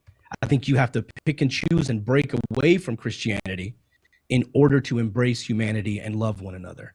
That's what I'm saying. I could not, even if I knew God existed, I could not bow to him and say I worship him truthfully, knowing what he has condoned if the Bible is actually true. He has been abhorrent to humanity, and I love humanity too much to support, love, or worship something that has treated us like garbage. Okay, so you're saying that God does not sanctify existence as much as you, therefore he is not worthy of worship. I'm saying God is held to a different standard because of his power. Because of you have a standard? Because of his power and because of his not. I'm saying his own standard, because of his power and because of his knowledge. I'm talking about your standard. And my standard would be harm, and I know that comes. Okay, so existence is objectively valuable, huh? Well, harm isn't always tied to existence, Trey. When I say existence, I'm not talking about dying. I mentioned this before. It's fullness of life. It's happiness. It's joy. It's flourishing. Okay, flourishing. That I'll go with flourishing, not existence. That's okay. I can agree with that. Yeah. And flourishing is necessarily tied to the sanctity of existence. Do you think existence is holy? Not holy, no. Special. Valuable. Objectively valuable. Valuable, yes, I would say valuable. Okay. So it's an objective fact. It's not your mere opinion. It is true that it is valuable. It is to be set apart as being special. Well, I think that animals know this. Animals take care of one another. I'm sure you're familiar. That's right. I'm sure you're familiar with kin selection and prairie dogs and white-tailed deer, giving warnings to other family members that are predators close by. I mean, we've sort of evolved to have, we've evolved to have compassion and love for creatures like ourselves and beyond our species. There's countless videos on YouTube of a bear saving a bird from drowning or a hippo saving a deer from a crocodile. These things are innately within the animal kingdom of which we are a part. And I think reducing harm is something that's just generally in beings that are alive for the most part, unless there's something wrong or experiences the way the creature was nurtured, things like that could obviously change that. But for the most part, I think we all recognize value in not being harmed. So I would hold that to a higher standard than taking an order from a god, a leader, a president, whomever, who had ordered things in the past that I also find abhorrent. So if you've ordered people to kill gays and kill infants that are nursing because you don't want them to grow up and have different beliefs or whatever, being the Amalekites, and you've ordered a man's bowels to fall out of him and ordered a man to be killed for picking up sticks on the Sabbath when he should have been honoring your name, when you've ordered those types of things and then you appear before me and tell me to kill a child, you can kick rocks. I don't care what happens to me. I'm not going to bow to a tyrant like that. Okay, so you would say that all sentient creatures are determined to value existence? No, some people commit suicide. Yeah, but you just said they're broken if they don't value existence. You said that earlier. I say they're broken. I mean, there could be things that are There's wrong. something wrong. If somebody wants to commit suicide, what do you do? You I say, think yeah, it's go ahead, or you say, no, I can help you. Yeah, I would try to help. I mean, I just think that the way They're broken. I think it's an oversimplification. I wouldn't call them broken. Okay, give me the nuance. I just don't think needing help is equal to broken. Broken implies, we're all broken in some way. I'm not saying it as a pejorative necessarily. I'm just saying it's a feature that all of us have things that go wrong with this. My hair fell out. It's not supposed to fall out. I wish that it would not fall out. Well, it is supposed to fall out, actually. In a perfect world, I would prefer, like, I'm going to die someday. I have illnesses all the time. All of us are broken in some way. We know that we're not oriented toward perfection. To err is human. Would you agree with that? Yeah, we just disagree that to err is also broken. I feel like broken just has a finality to it, or irreparability to it, if you will. I don't mean to say that. Okay. Because that's why if somebody's wants to commit suicide, they're broken. The whole purpose is to remedy them and say, no, it's not that bad. Let me give you hope. Let me help you. Okay. It's just a sign of something of moral entropy, I guess. Yeah. And my whole point in that was, to me, if God gave us morals, why does he tell us he's good and then act in ways that are directly opposite to that moral behavior? As Buckmaster said, I don't see that. It doesn't matter to me it's special pleading. It's a special pleading fallacy to say God orders this as a good thing, and then when God does the opposite of that, we say, well, now it's good because God said. It's actually subjective morality. I would say my morality is more objective because I would hold you to the same standard I would hold God to. If Jesus, okay, then what's the source of your moral code? You're some written law somewhere? Well, no, it's the facts of reality and ability to recognize unto harm. And so, if Jesus were to appear, and I knew it was Jesus, let's sidestep the fact that there could be illusions and whatever. Sure. Let's actually say that it's the real Jesus, and then I see him kidnapping a child. My moral code says stop Jesus from kidnapping the child. Your moral code would say whatever God does is good. Jesus is God, therefore this kidnapping is good. I would say it's more objective from my perspective. I would hold Jesus to the same standard I would hold you to. Your moral code is subjective because it's subjected to whatever God feels in that moment. If God says God doesn't change, remember? If God says do not kill anyone, do not murder, okay? You say, okay, murder, bad, not going to do it. And then God says, except that guy, I want you to kill him. Because God said it, it's now no longer illegal because God is the lawgiver. So now you get to go kill someone based off of God's rule because it's not murder anymore. It's a killing. So I would tell God, no thanks, do your own dirty work. I'm not going to go kill a person for you, whether it's murder or not. I would reject that, and you would have to accept it because now that killing is good. You have to acknowledge that whatever God says to do becomes good because he's God. That is subjective. That is subjective based on God's whim of that moment. I would hold God to the same standard I would hold you to. To me, that's a stronger moral. Okay, and I'm trying to ask you, how are you determined to sanctify existence unintentionally? I mean, again, we disagree on the word existence, but flourishing, it would be... Well, no, but when you say flourishing, you're saying that which promotes existence. Comfortability.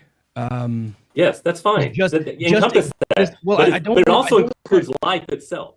I don't want to answer so vaguely and then have you go, oh, so a child starving to death, that should be protected. No. The existing in a negative way. I'm asking you, why are you so upset that children starve?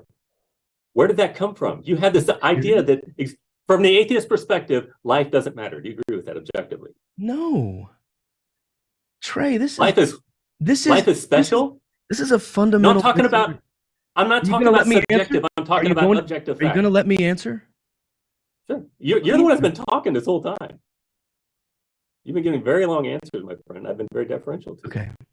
I was going to say, let's try to wrap up this question. In atheists are 30. most atheists I know, and I would have to say, I don't recall meeting an atheist that doesn't fit this bill, but I'm hesitant to say all for the sake of lack of absolutes.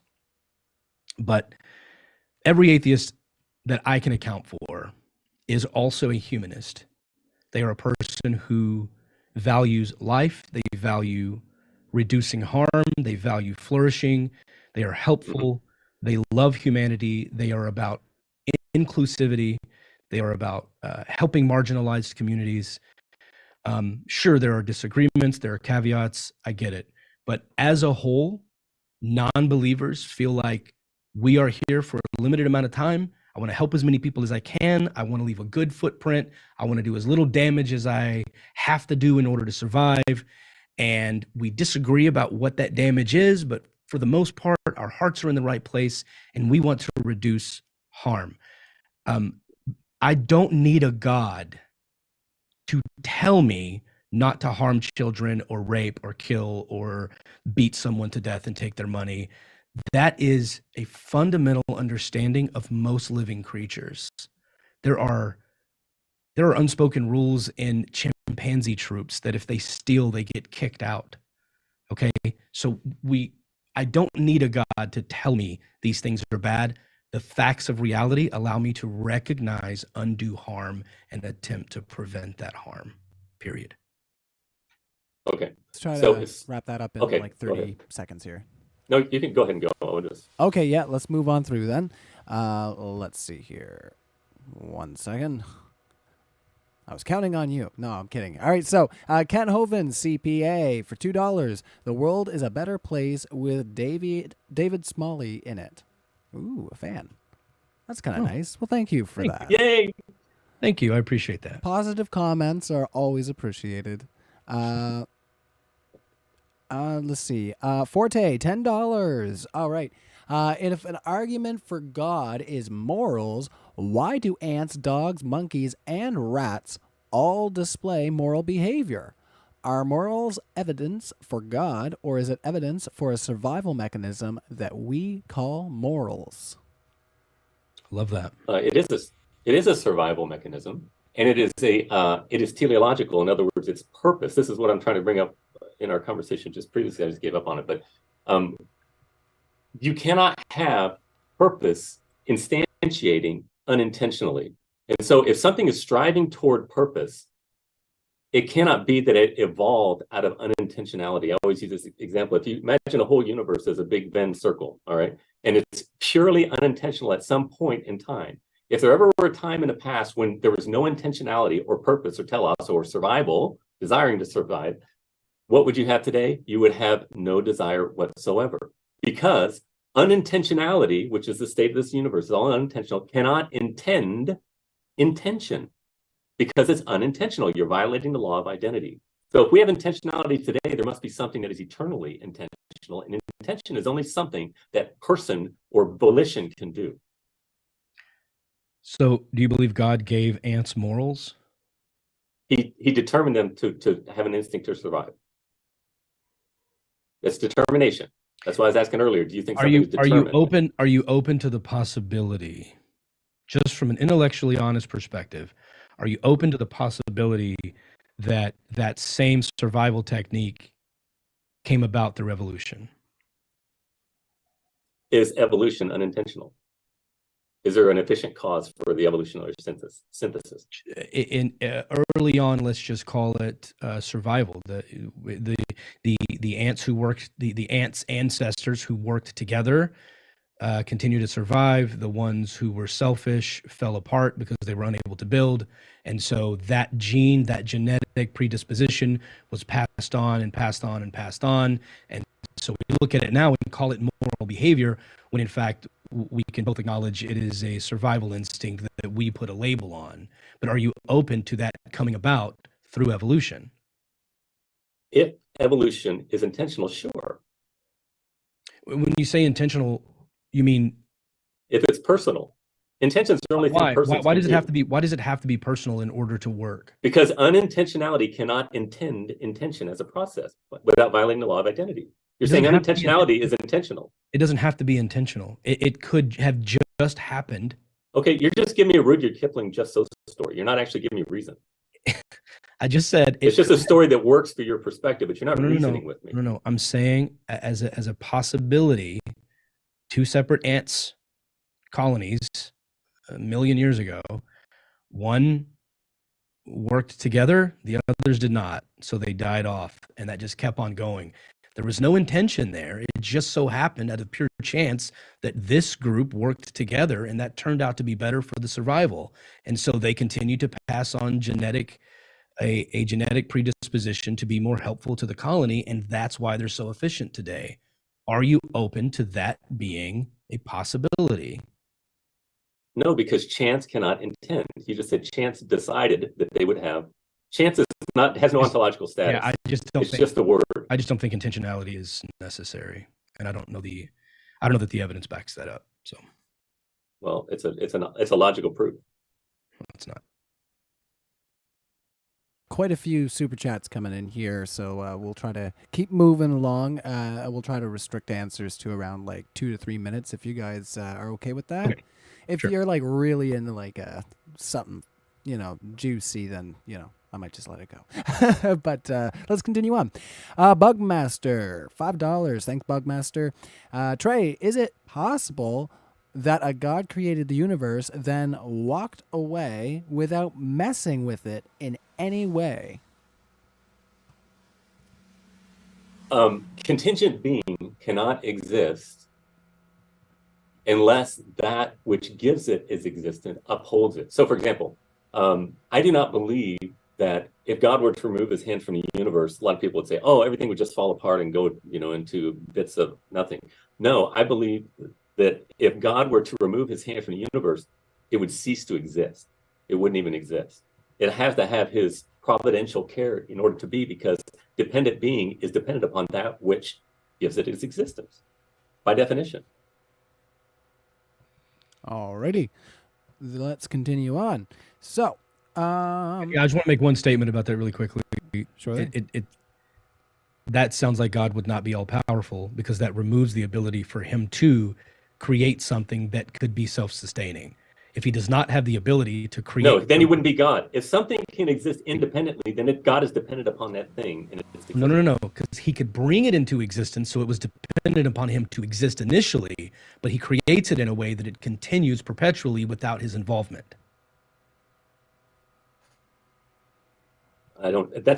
For it to exist without his power is an imperfection, not a perfection. No. It had to have his power to begin existing, but he could have created it to be perpetually existing without his involvement. Then it would be something that it could exist self-existently, dependently. It's an imperfection, not a perfection. You're arguing like Richard Dawkins right now. After it was created, so who cares? If it was, it could have not a very good argument by him. God could have been the first cause and then left it alone. The deistic argument. And he could, if he is all powerful, he could also have created the universe with the power to continue without his involvement. It would still be dependent on him to exist because he created it, but it would not need his constant involvement in order to continue existing. That's kind of like Richard Dawkins saying that I can change my mind. God cannot change his mind. Therefore, I can do something God can't do. Well, changing your mind is making a mistake. It's an imperfection. And something to create itself, saying God cannot create itself that could be self-existent, which is impossible. Something cannot be dependent and independent at the same time. It doesn't make any sense. I just explained it. If it had a beginning, it could have been dependent. I don't know how to make okay, let's move on. It could have been dependent on him in the beginning. I've already said it too many times. I don't know what else to say. All right. You got it. Let's continue on. Manga Fan Dan for $5. Thank you so much. Jesus was Jewish. If Christianity is true, why don't Christians keep kosher? because kosher laws, as I talked about earlier, it's part of the ceremonial law. All the ceremonial laws, the holiness laws, like, people want to say, oh, well, why do you wear mixed fabrics? And, why do you allow to touch pigskin or something like that? All of those things were signs or shadows that pointed to Christ. If you remember in Acts chapter 10, Peter was up on the roof and he had a vision of God, and God says, here, take up and eat these unclean animals. And Peter says, no, I've never touched anything that's unclean. And God says, what I have made clean, do not consider unclean. And at that moment, Cornelius, the Gentile, comes and calls him to come preach the gospel to them. So once Christ comes, the ceremonial law is fulfilled, and those things do not matter to us anymore. They were the shadows that pointed to our holiness that we are to keep in a fleshly sort of way. Now points to our spiritual holiness that we are to have in Christ, and those shadows have gone away. We're not sacrificing goats anymore because Christ fulfilled those things. So my one problem with that is that's not what Jesus said, allegedly. I implore all Christians, grab your Bibles, open to Matthew 5:17 through 20. Don't just stop at 17 and 18 and 19 where he says it is fulfilled. Keep reading through verse 20. He says, until heaven and earth disappear, not one jot nor one tittle shall be removed from the old law. So when Jesus is questioned about this, he says, you got to still follow the old law or you'll be called less in the kingdom of heaven. Now, in Hebrews 8, I believe, I'm not sure exactly where, in Hebrews, just read all of it. It does say in there that God's law will be written on the hearts of his people and that the ceremonial things aren't as important, and in Acts, as Trey said. But when Jesus had an opportunity to address it, he said, still follow the old law. So that, for me, when I was a believer, that was a contradiction I couldn't really tie together because I'm not sure about heaven, but I know earth is still here. It has not yet disappeared. So when Jesus was asked, he wants me to still follow the old law. And you can't just say you believe, you have to do the will of the Father. That's Matthew 7:21. So I was very confused by, do I do what Acts and Hebrews tells me, or do I follow what Jesus said in the red letters in the Bible? So I'll let you as a Christian, not you, Trey, but the viewers and the listeners decide how you're going to work that out for yourself. I couldn't make it make sense. One of the reasons I'm a non-believer. Okay, well, it's your poor exegesis that's the problem here. If you look in Mark, what is this, chapter 8, 17, talking about Jesus, he was rebuking the Pharisees who were worried about cleaning their hands. And he said, you wash the outside of the cup, but inside you're full of, all types of evil. He said, after he had left the crowd and entered his house, the disciples asked him about this parable. Because he's talking about the Pharisees saying that, they won't help their parents, but they're worried about being holy on the outside. And he said, do you not see that anything that enters a person from the outside, that nothing that enters a person from the outside can defile him? For it goes into the heart, not into the heart, but into the stomach and then out of the body. And in saying this, Jesus declared all foods clean. So if you want to go by the words of Christ, he said, do not keep the ceremonial law anymore. We don't need sacrifices because the sacrifices pointed to Christ. We don't need the dietary laws because the dietary laws pointed to us for the purification that Christ gives us. So the problem is not with the scripture, it's with your faulty understanding of scripture, just like what Jesus said in Sermon on the Mount. Well, but Matthew was after Mark. So when Jesus was asked about it in Matthew, which came later, you could say it's further from it or it's more updated. When Jesus was asked about it, he said, still follow the old law. So make up your own mind. But yes, the moral law. Well, Jesus doesn't want us to sacrifice. Okay, go ahead. Well, I was going to say, we actually had a super chat come in here that's kind of pertinent to what you guys are discussing right now. Thanks for your first super chat there, Black Helm, for $5. So are you saying that a civil law is still moral law, but not under the moral law? If that is the case, why is homosexuality immoral? Homosexuality falls under the moral law. It's not a part of the civil law. Civil law basically deals with the law, that the way that they punish and the way that they mete out the punishment under a theocracy, under an Old Testament dispensation where, again, the lax talionis is the standard. In other words, the whole purpose of the Old Testament, one of the main purposes is to show God's perfect holiness and our inability to be able to please him. So God says, do my law, we fail. Do my law, fail, fail, fail, fail. Finally, man comes out and he cries out and says, God, I cannot do it. And God says, yes, now you get it. Now I will send my son to keep the law on your behalf so that in him you can have forgiveness of sin and not have to fall into the condemnation of the law. So the moral law stands. Basically, the Ten Commandments is a summarization of the moral law. It's one of those most immoral things I could imagine. Killing your own son. Why don't you just say innocent sinful? for someone else. You're cutting out a little bit there, David. What? You've been breaking up a little bit. Your stream, Oh, am I? Your stream seems like it's Not on my part. lost some quality there, but maybe it'll be okay. I Nope, broke not it at up all. for you, Trey. Well, let me see. Maybe I could just Okay. close a few things here. No, I just I can't imagine. I said I just can't imagine it. Own son who's innocent for somebody else who's guilty. I don't see that as a gift. It sounds like child abuse. Any thoughts there, Trey? My question to David again is, where does he get this desire to sanctify existence, or to say that existence is objectively valuable? Yeah, I've said the facts of reality to recognize harm. Do you believe chimpanzees can recognize harm? Yes, they're determined to value existence. How do you get determination indeterminately, though? Yeah, so they get it through God. You think chimpanzees get it through God? That's how they recognize fire is bad, is because God? Yes. How do you have purpose instantiating unintentionally? I just think the ability to recognize that a fire is coming through the You're just assuming your answer, my friend. No. It's just it's begging the question. No, You're saying that we value existence because we value existence. No, I think it's pretty clear that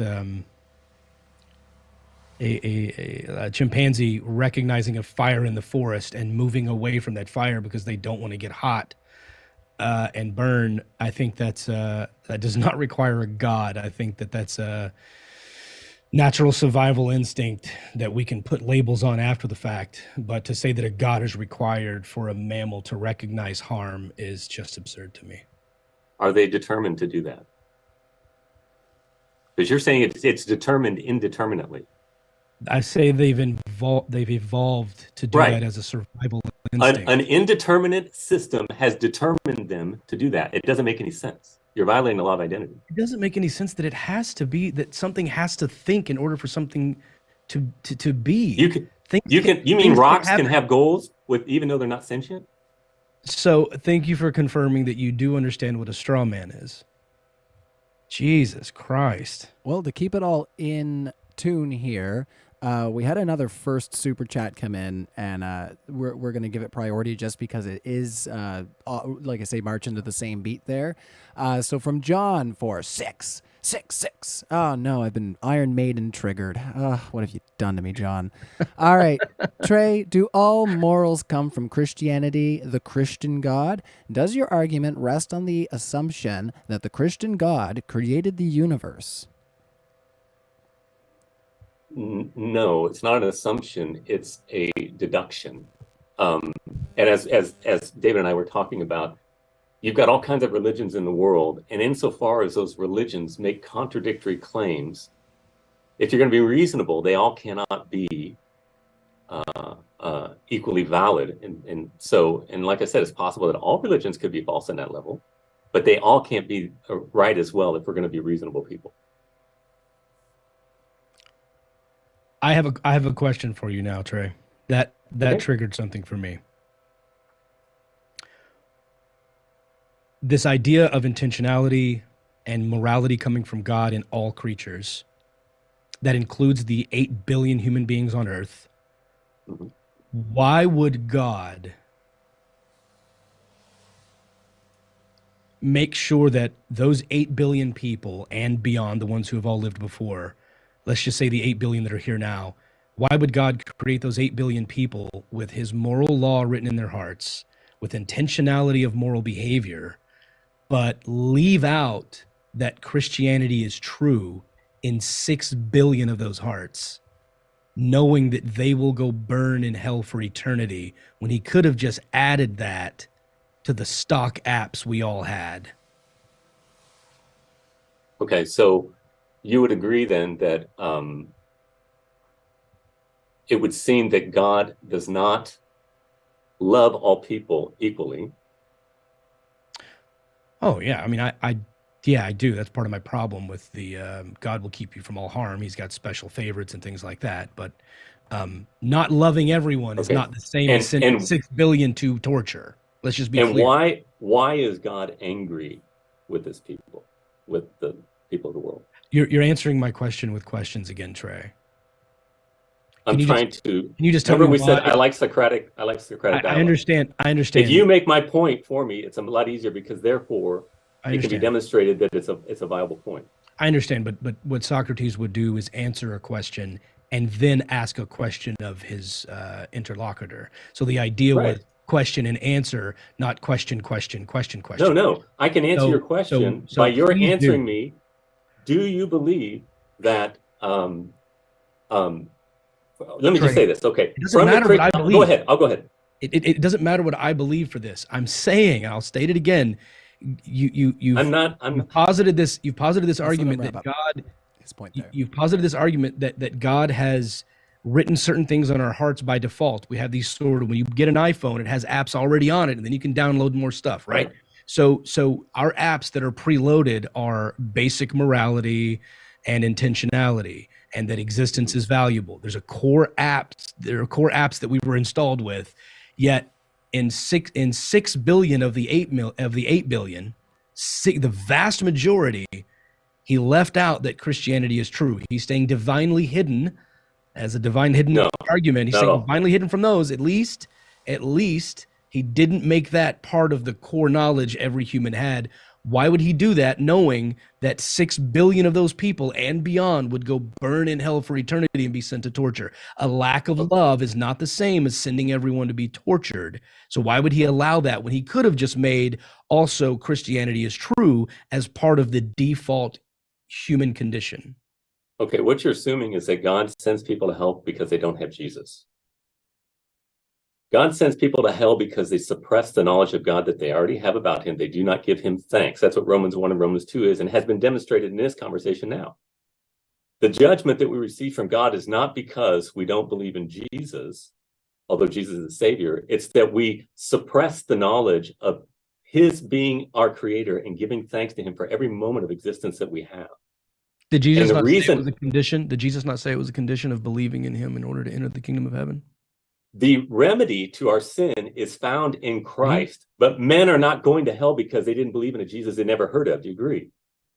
I believe that would be immoral. I mean, I agree that would be immoral. Okay, that's not why they go to hell. They go to hell because they suppress the knowledge of God in unrighteousness. They know God exists, and yet they hold it down and they blaspheme his name rather than giving thanks for every moment that they have. So a 4-year-old child born in India who's raised in a Muslim family, he knows God and Jesus are real, and he knows he has a creator, and he knows he's a sinner. And he deserves hell if he were to die at 4 years old. If God is holy, there is no hope for any of us apart from a satisfaction. Well, good thing. Do you get upset at people who do evil things? Good thing we're all safe, because that God doesn't exist. So I'm pretty happy to. Do you get upset at people who do evil things? Not always. Is it wrong if you don't? Not always.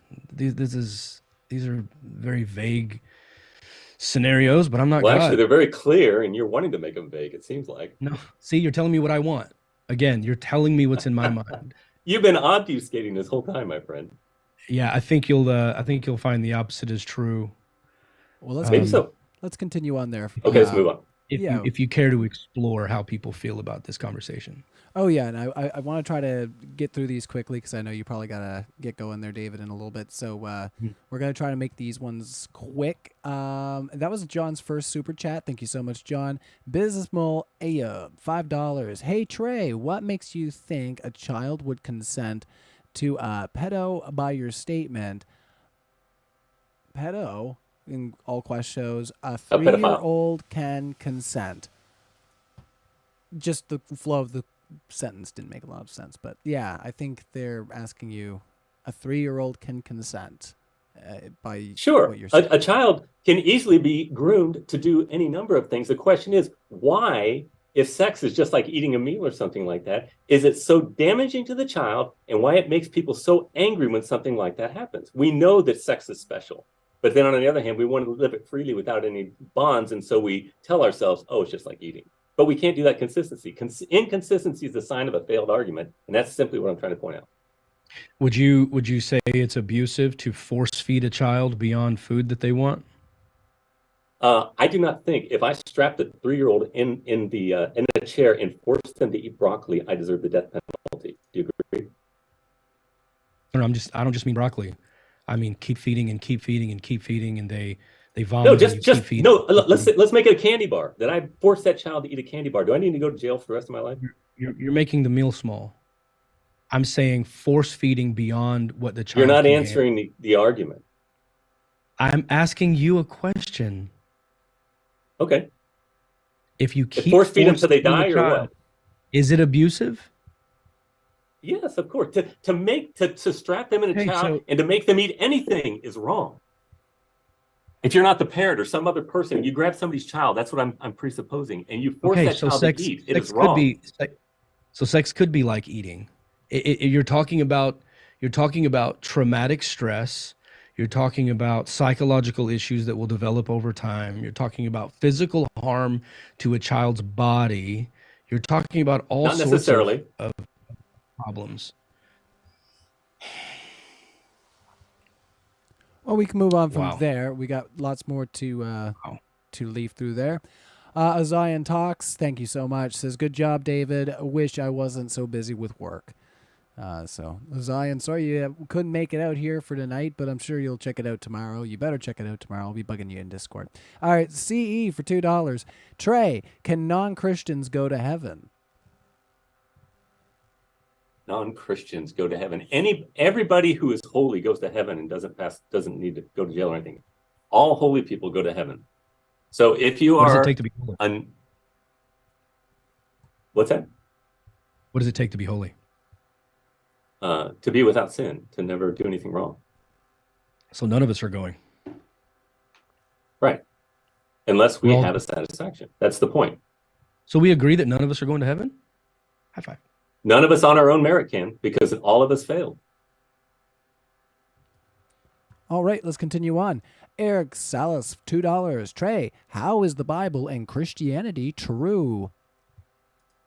How is the Bible and Christianity true?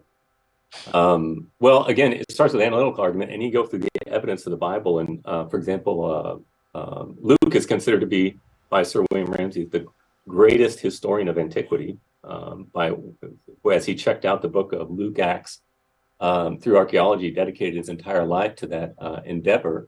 And he went there actually to try to disprove. He was part of the Tübingen school of F.C. Bauer. Basically said he was imposing Hegelian philosophy on the Bible, and basically he was taught that the book of Acts was written 100 years later than when it was purported to be done. And so he, as an archaeologist, went there to verify that it was written 100 years later. And he said that Luke is a historian of the first caliber. He said he's the highest. You can push him as far as you want, and he will stand the most strict scrutiny with his historical analysis. So we know that the Bible is an accurate representation of what happened in early Palestine, generally speaking, from an archaeological perspective. He became a Christian as the result of his work, because he went there as an enemy, not hostile, but he just believes that the Bible was not written when it was supposed to be written, and it wasn't accurate. And he actually said he is the greatest historian to ever live. And another scholar rated him on the level with Thucydides, who's considered to be the father of historic scientific history, who recorded the annals of the Peloponnesian War. So we know that we have a very accurate rendition of what happened, and you have a Christ making very strong statements about the authority of Scripture, saying that not one letter or stroke will pass away until all is accomplished. So Jesus went beyond general reliability and said that it will not pass away until it's perfect, basically. Not just accomplished until heaven and earth disappear, which is my argument. But it's important to keep reading beyond 17 and 18 and go all the way to 20. Well, let's continue on. It doesn't change it. Let's see here. I'll try to keep this quick. Bugmaster, $5 again. Thanks, Bugmaster. Trey, is it possible for a thing to be valuable to us humans without being objectively valuable in the grand cosmic sense? No, here's the problem. Because, see, you've got to give a justification for your determination to value things. And so just to say, well, this is the question I always ask atheists. It didn't come up in this conversation, but I'll say, does the universe matter objectively? And they say, no, but it's valuable to me. In other words, they say it's subjectively valuable. But what you're doing when you're saying that is that you're saying I'm imposing value on something that's not objectively valuable. In other words, I'm lying to myself about reality because I can't stand the thought of it not having any meaning at all. So what I do is I have a crutch to help me make it through life, and I lie and tell me something is valuable that is really not valuable, because if you're going to say something objectively valuable, there must be an objective valuer. And this is what we've been kind of going in circles here. Trey, you're just talking in circles, man. I'm talking in circles. Yeah, because you just said I'm giving a linear argument, my friend. You're the one talking in circles. You just said that the atheist acknowledges that it's not objectively valuable, but it's valuable to me, which is subjective. And then by the end of your argument, you talked yourself back into the atheist now lying that it has objective meaning and objective value. You're talking past yourself. You acknowledged when you started speaking that the atheist said it doesn't have objective value, and by the time you finished talking, you called the atheist a liar, and then you lied about what the atheist said. Yeah, no, I'm saying that he is saying that it's subjectively valuable but not objectively valuable. But if he's going to say that it's subjectively valuable but it's not really true, it's not objectively true, then you're just lying to yourself that it's really true when it's really not. You can't live consistently with your perspective. I'm sorry? No, you could just, Trey, you could just be making a statement of preference without claiming that that's true for everyone. Some people may say this doesn't have any value at all, and we're going to live on space rocks, and we're going to blah, blah, blah, and Earth doesn't mean anything. It doesn't mean that has to be true for all of us, right? So the atheist saying it doesn't have objective value, they're saying if humanity doesn't exist and animals don't exist, then the earth becomes meaningless and doesn't really need to exist. And there's all these, philosophical sort of discussions that just goes all the way down. But to say it's important to me is a statement of preference. It's to say that if you were going to come to what's the reason you're saying that? If you were going to come to, I'm gonna give an analogy that's going to explain it. And this is going to be very short, I promise. If you're going to come to my home for 1 hour and I can do anything I want with you, and I say, at the end of this hour, I'm going to wipe your memory completely. You're going to have no memory of what happened. Would it matter what we did? Would you, and then you had two choices. Do you want to spend your time watching your favorite movie and having a pizza? Or do you want to spend the time strapped to a table while I'm beating you and stabbing you with knives? I mean, I'm going to wipe your memory. I'm going to wipe all the wounds. I'm going to magically make everything go away. And it's not going to matter tomorrow. But for that 1 hour, do you want to be in anguish or do you want to be at peace? That's what we're saying. It may not matter in 1 trillion years, but while we exist, we would prefer a peaceful existence. That's what matters. That's what has value to us. Why is that a moral dilemma for you? It's not a dilemma for me. It's answering your question to say that we're not lying. You're acting as if it's something that we need to be thoughtful about. It matters to us how we exist. And why? I'm asking you how you came to the point where you sanctify existence. Where did that come from? Is it an accident? Is it unintentional? I don't need... You're not giving me an answer, my friend. I don't need to sanctify existence according to your satisfactory standards in order to I am not God. in order to understand and recognize the difference between a peaceful existence and a torturous existence, even if they are both temporary. I can acknowledge that I would rather be peaceful, even if it's temporary, than be tortured, even if I have no memory of either at the end. I grant you that. Okay, next question, maybe. All right, let's continue on. So, that was from Bugmaster. Yeah, so, yes, or I can't say that. I'm so sorry. I don't know how to say that. Simard, $10. Trey, are you able to presuppose a world without a creator? If so, could you concede that an atheist worldview is still a view capable of morality?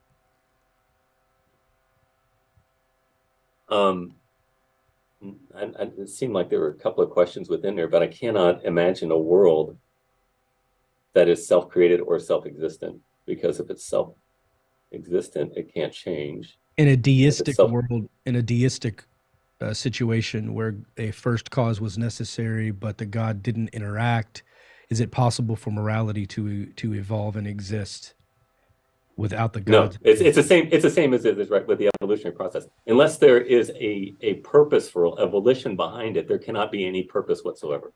None. Our having this conversation, that purpose cannot exist unintentionally. Well, and the intention that we are imbibed with must be intended. Yeah, I just think that's categorically false. All I want to be is philosophically and logically consistent. Well, let's continue on from there. It's been a lively chat, everybody. We still got quite a few super chats to go. So once again, we're trying to keep it quick. We're going to let you guys kind of set the pace there as we continue through the last, I think we got about 6 or 7 more now in to go. So we'll try to keep it going. CE, $2. David, what is the reason the universe exists? I don't know, and I don't have to know. All right. I'm okay with, hopefully one day we will find out, and researchers are definitely looking and into it and trying to figure it out, but I don't know, and I don't have to know in order to continue with my life or be a good person and treat people with respect. All right, let's continue on from there. I was going to just try to keep it at that. So, Oflamio, $5. Trey, if God appointed me prophet, would you follow my command, assuming you would lose salvation if you didn't? Assuming I would. I don't believe there's such a thing as prophets anymore. So no, I wouldn't follow you. Gotcha. So you wouldn't believe his revelation? No. Why would you doubt his revelation? Because there's no more revelation coming, special revelation coming. How do you know? Because the apostles, at the closing of the canon of the scriptures, there's no more special revelation. So you're people that like to say that you're not going to believe a man who says he has revelation because another man said he was the last one to receive revelation?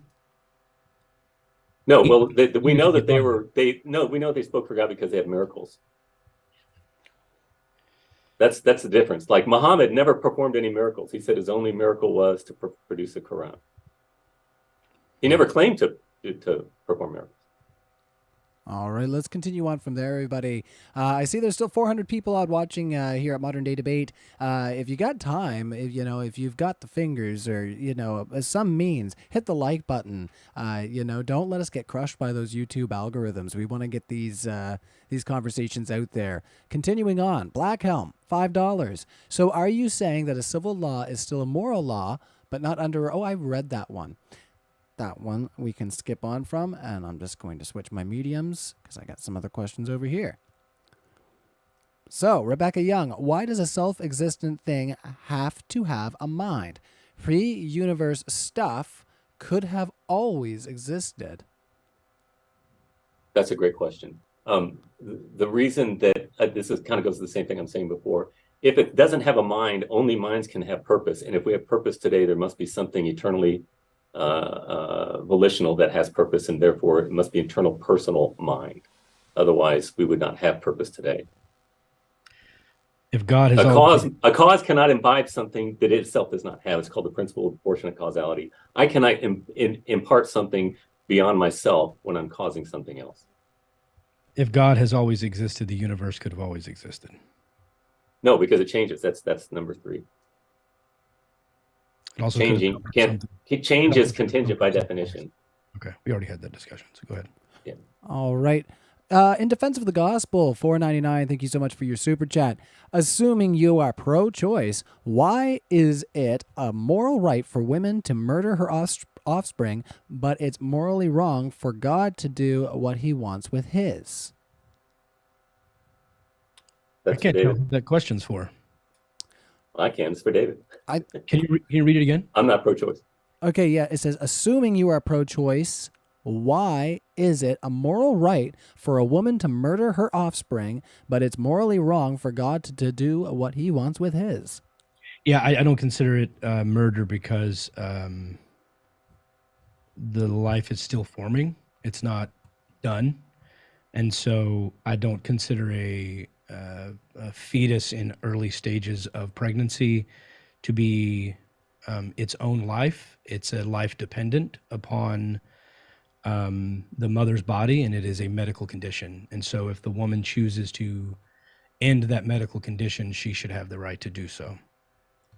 It requires her body to exist, much like Trey has made the argument that the universe requires God's constant intervening to continue existing. That fetus, that embryo, is a dependent being, and if the mother decides she does not want that, or if the pregnant person, I should say, decides that they don't want that that medical condition any longer, they should be allowed to end it. So I don't consider it murder. All right. It's the prevention of life, not the ending of a life. All right. Yeah, we'll try to move on from there. For John, 777. Is that like when you used to play that game? Is that Carl, the devil's evil brother? Because it's not 666. 777. Thank you, John, again. Trey, saying it's a deduction, not an assumption, that the Christian God created the universe is a cop-out. Is there extra biblical evidence for that? I'm sorry, could you repeat that again? I didn't catch the beginning of it. Sure. Trey, saying it is a deduction, not an assumption, that the Christian God created the universe is a cop-out. Is there extra biblical evidence for that? Was that person even here? I never appealed to the Bible in my argument of the existence of God. That's my whole argument. Doesn't rely upon scriptures to make a creator. And that's the part that's analytically true. We're going to wait for David to come back here, and we'll ask the next question. Pointless Puppy. Trey, are you unaware of the mountains of evidence for severe mental damage observed in sexually abused children, and the lack of evidence for any damage due to homosexuality, be it mental or social? I am not even making a statement. I thought of two things there, because you're talking about the child being molested. So you assume, I guess this person agrees that molesting a child is very bad because sex is somehow super special. But then they want to say that homosexuality is normal. But from biologically, a physiological perspective, it's a perversion. Nobody questions that, really. We don't need to fertilize poop. And to say otherwise, it's deviant. I mean, the purpose of the procreative act is procreation. And whether somebody says they get hurt or not, it's irrelevant to me. All right. A couple of questions we had come in are for David and for both of you. We'll go to Bro Marco. How or why do either one of you assume reason for existence? I think, David, you already explained your side of that and just said that you don't. So, Trey, we'll give the floor over to you. I'm sorry, could you repeat that? I didn't really understand it. How or why do either one of you assume reason for existence? Oh, you mean, do we assume logic? Is that what they're saying, do you think? Or assume that there is a reason. Like, why are we here? Yeah. Like okay. Deeper.,, deeper. Idea. It could be that there's no reason whatsoever. It could be that it's not, there's no reason whatsoever. But But if that were the case, if we're consistent for it, that would destroy all inquiry, because the reason that we do science, the reason we do inquiry, the reason we search things out is to save the phenomena of existence, because we assume there is a reason. It is to survive. It is special. Life is special. If you're going to be consistent, say nothing is rational, nothing is reasonable, and there's no reason to be here, then you're not going to want to try to save the phenomena of existence. If you're going to be consistent, but nobody is. I think you're conflating reason for purpose. And I would say that once you do exist, you start to focus on your purpose being continuing existing for the most part. But that's not the same as a God thinking ahead of time going, I would like to create humanity, and here's the reason why. Well, the reason is to sanctify existence. That is the reason in itself. In other words, the whole goal for everything is existence. God himself is subsistence existence. Therefore, we should give praise and thanks to him who is the perfection of that which we think is so good. I hope he didn't need us, right? Science. He didn't need us to exist. He didn't need us, no. So why did he create us? He was just Are you saying that he cannot be volitional because he doesn't need us? That is a straw man. You're saying that he must be deficient in order for us to exist. And I'm giving an answer. Trey, I'm not making an argument, man. Chill. I'm just asking you conversationally. God's chilling out in the cosmos for, I don't know, 73.86 cajillion years, and then decides, I'd like some pets. Why did he decide to create us? Time began at the beginning. Time began at the Big Bang, so it's not. Okay, but why would he? Why would he just decide to create us? Why? What did he need? Why? What's the point? You're assuming that he has deficiency in order to create, and I'm just saying that doesn't follow. Okay. Where's the logical problem there? I don't see it. Well, let's try to. Okay, let's move on. Problem. I'm just trying to find out why he would do it. It doesn't make sense why he would create us to begin with, especially knowing that the vast majority of us were going to be tortured in his torture chamber. I don't know why he would continue on existing, knowing a very small percentage is going to make it to the paradise. I would rather none of us exist at all ever than for us to exist for a few million years, only for the vast majority to be tortured in a torture chamber. It just seems sadistic. All right, well, let's continue on from there. Just a reminder to our live chat to smash the like button. It helps a lot. So, David from Debunking Ignorance. I don't support Christianity, but atheists of today are extremely immoral and arrogant. If God were to smite evil again, immorality would go by. Like, bye-bye. I don't know how you could just make the broad claim that atheists are immoral. Is that what that says? Yeah, atheists of today are extremely immoral and arrogant. I would have to know. I mean, if you're basing that off of Facebook, you're probably mostly right. But I don't know that that has anything to do with the vast majority of people who just lack of belief in a God and are perfectly good human beings. So I think the premise of your question is absurd. To just make a broad brushing statement that atheists are extremely immoral and arrogant is a pretty arrogant thing to say. So I can't even follow that with a cogent response, because you kind of built your premise on a swamp there. It doesn't really make sense. If you'd like to have something specific to say and you want to come on and make an argument, you're more than welcome to go to my website, and this goes for everybody, davidcsmalley.com. Click on Be a Guest. I'm happy to have you on my podcast anytime if you want to challenge my views, atheism, or make an argument for why I should believe what you believe. I would welcome that. You heard it here, everybody. Get your butts off of Facebook. Stop that keyboard warrior stuff and go join David and have a conversation with him if you want to push back against some of the things he's saying there. So he's extended the invitation. Once again, from Debunking Ignorance for $5. David, I don't support Christianity. Oh, that's the same one. Oh, okay. Never mind. I thought I had two there. Let's continue on because there was another one for both of you. How can morality be justified to exist outside of a human mind, given it's a man-made invention?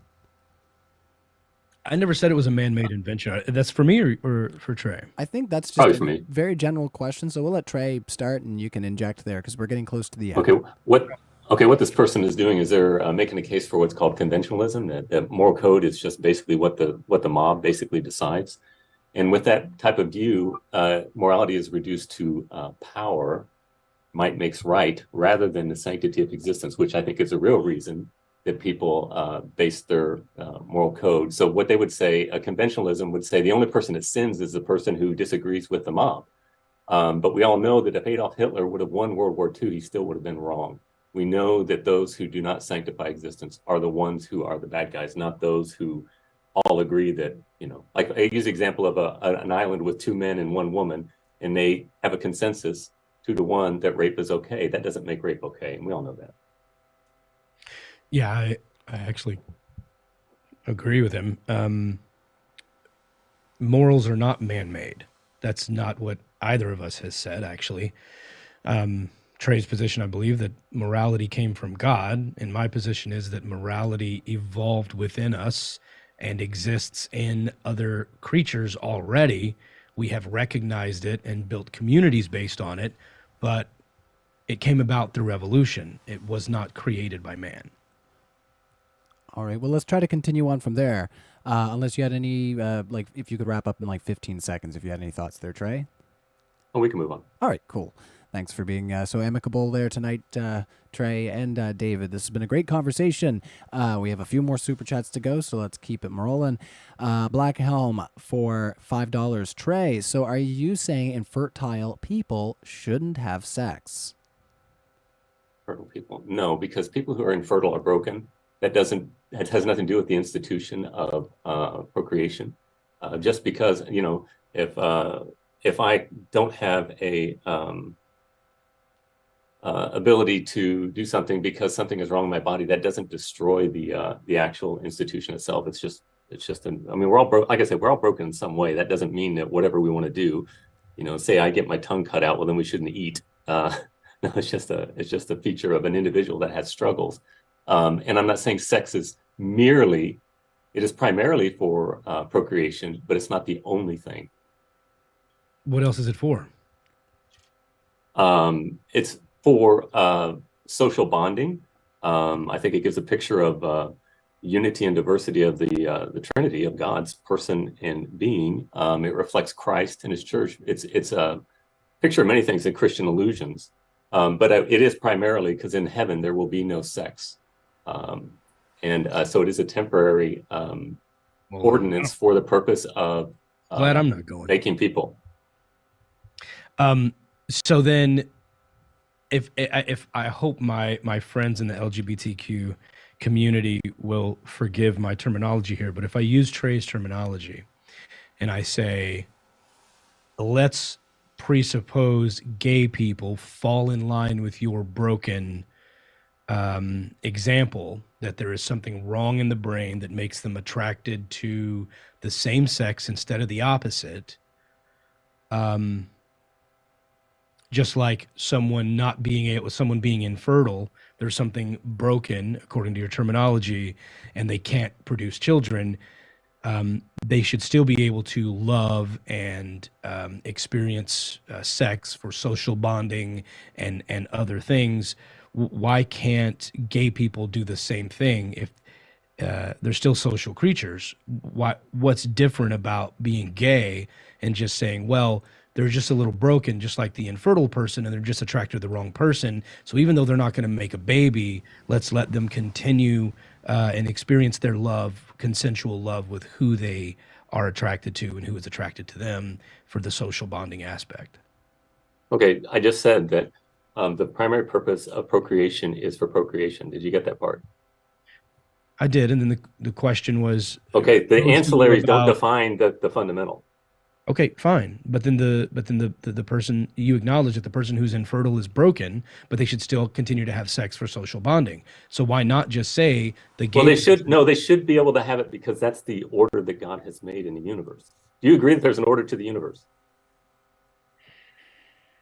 Like, you're against pedophilia because it goes against the order of the universe, right? Yeah, this is the problem with this conversation, Trey. I'm being very specific about gay people, and now you're talking about the entire universe. You just said. No, I'm trying to make a case for realism when you're trying to make a case for nominalism. You just said that infertile people are broken, but they should still be able to have sex. Why not just say gay people are broken, but they should still be able to have sex? Because you can't have babies. If everybody practiced homosexuality, then we would go extinct. It is a perversion. It is a perversion. But having sex with your wife and you're infertile is not a perversion. Why not? If you can't have babies and you're doing it just for the pleasure of sex, how is that not perversion?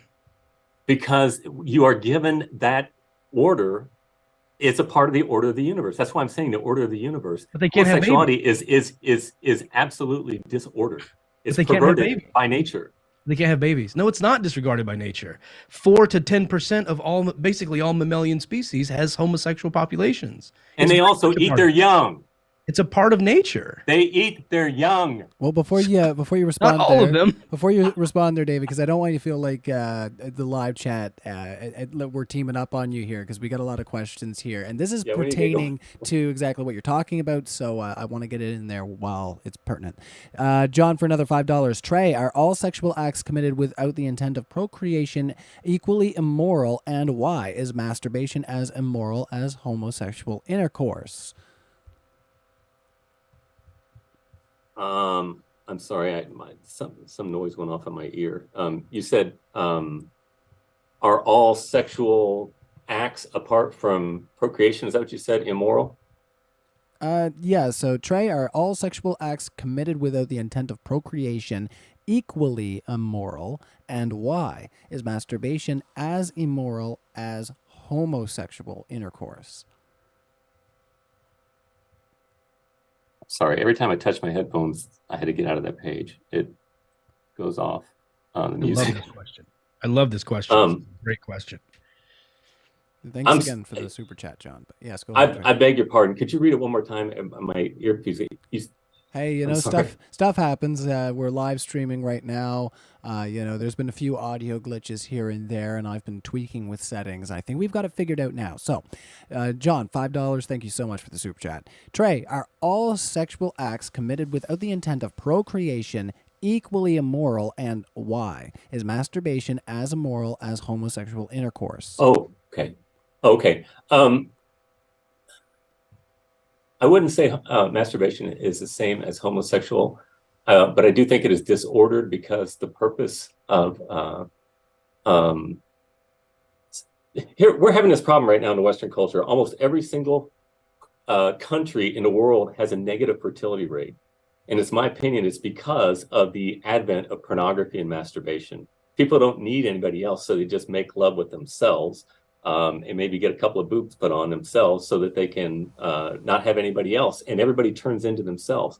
So I think by making that normative, it's first of all, it's not satisfying, and it's when we follow what God has given us for a standard, we can have satisfaction, and that means saying no to certain things. It means saying no to sex outside of marriage, to masturbation, and of course, to homosexual behavior. I think that God has made us a certain way, and we can have joy when we embrace that which God has made. Trey, if you think people are getting boobs installed so they can enjoy them themselves and play with them, it's called autogynephilia, David. You ever heard of it? I know that there are one-offs and I get it, but that's not what's happening. I'm not saying every single person is like that. There's not nearly enough. There's not even enough transgender people on the planet to cause a change in our population decline. And if you think we need more human beings right now, I am not saying that. You've never sat in LA traffic. David, do you realize that every single developed nation, almost everyone, has a negative fertility rate? Do you know what that means? What's wrong with that? There's so many. The average age is getting older. Can you extrapolate what that means?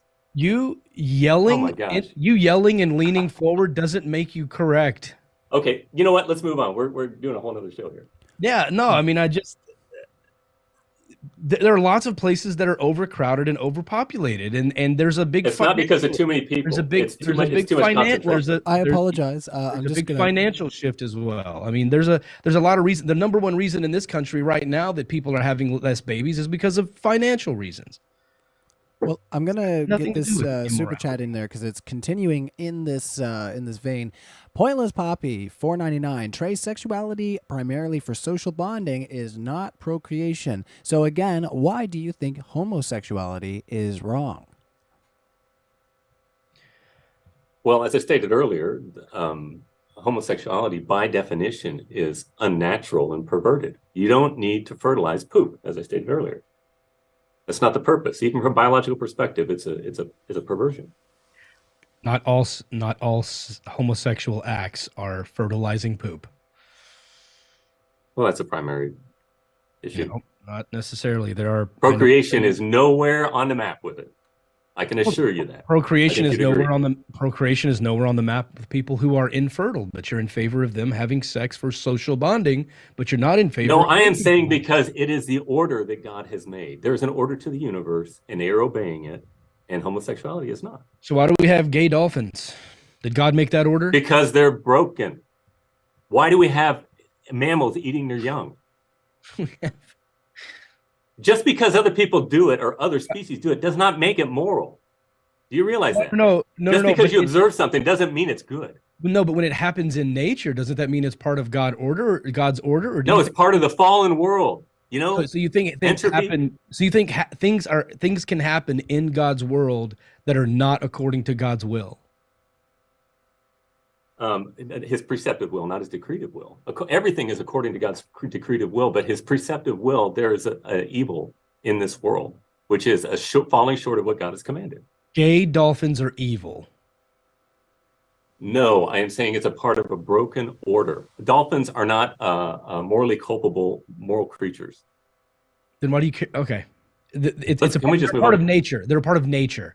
And 4 to 10% of almost all mammalian species have homosexuality in them, cows, whatever. It happens all throughout nature. It is a part of nature. You can't say it's unnatural. And they also eat their young. Yeah. Okay. Not all of them. All right. I don't know any gay cows that have eaten their calves. Well, let's continue on there. Spicy conversation here tonight. Sunflower, $10. David, your hypothetical with the memory wipe. What if one person gains pleasure from stabbing the other? Why shouldn't they stab them knowing both memories will be wiped tomorrow? Beautiful question. As a matter of fact, I was on the side of it being peaceful, not being torturous. John Rawls' veil of ignorance is what I'd like you to look into. The basic idea, it's more complicated than this, but the basic idea is take any moral situation. Trey's at my home. I'm there. Knives are available. And one of the options is me stabbing Trey and torturing him for an hour. The veil of ignorance is freeze the situation, take both of us out of it, and ask both of us, with the veil of ignorance, not knowing which person we're going to be in the situation, would we go back and experience the same thing? Do we still want the torture to be an option in that situation? Knowing that I might be the torturee instead of the torturer, would probably decide let's remove torture from the table as an option, right? John Rawls' veil of ignorance is a very good mechanism by which to judge and remove the subjectiveness of the ideas. I mean, of course, it's still subjective for that piece of it, which why I keep saying the moral discussion is longer than something I can answer in a quick, 1 or 2 minute answer. But John Rawls' veil of ignorance is a very good mechanism by which to judge basic moral decisions, to make you look at the situation as though you could be on either side. Do you think it's moral now? That's the general idea. All right, let's try and move on.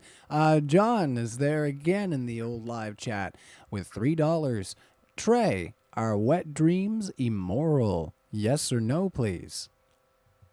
No, because there's no volition involved in that. So can I ask a quick question? Do you think people are choosing to be gay, or do you acknowledge that they're naturally that way? No, there's natural inclinations. We have natural inclination for every single act that we do. Do you agree with that? There's not one act that we do not have some genetic predisposition toward, whether it be hang gliding, playing chess, or torturing spiders.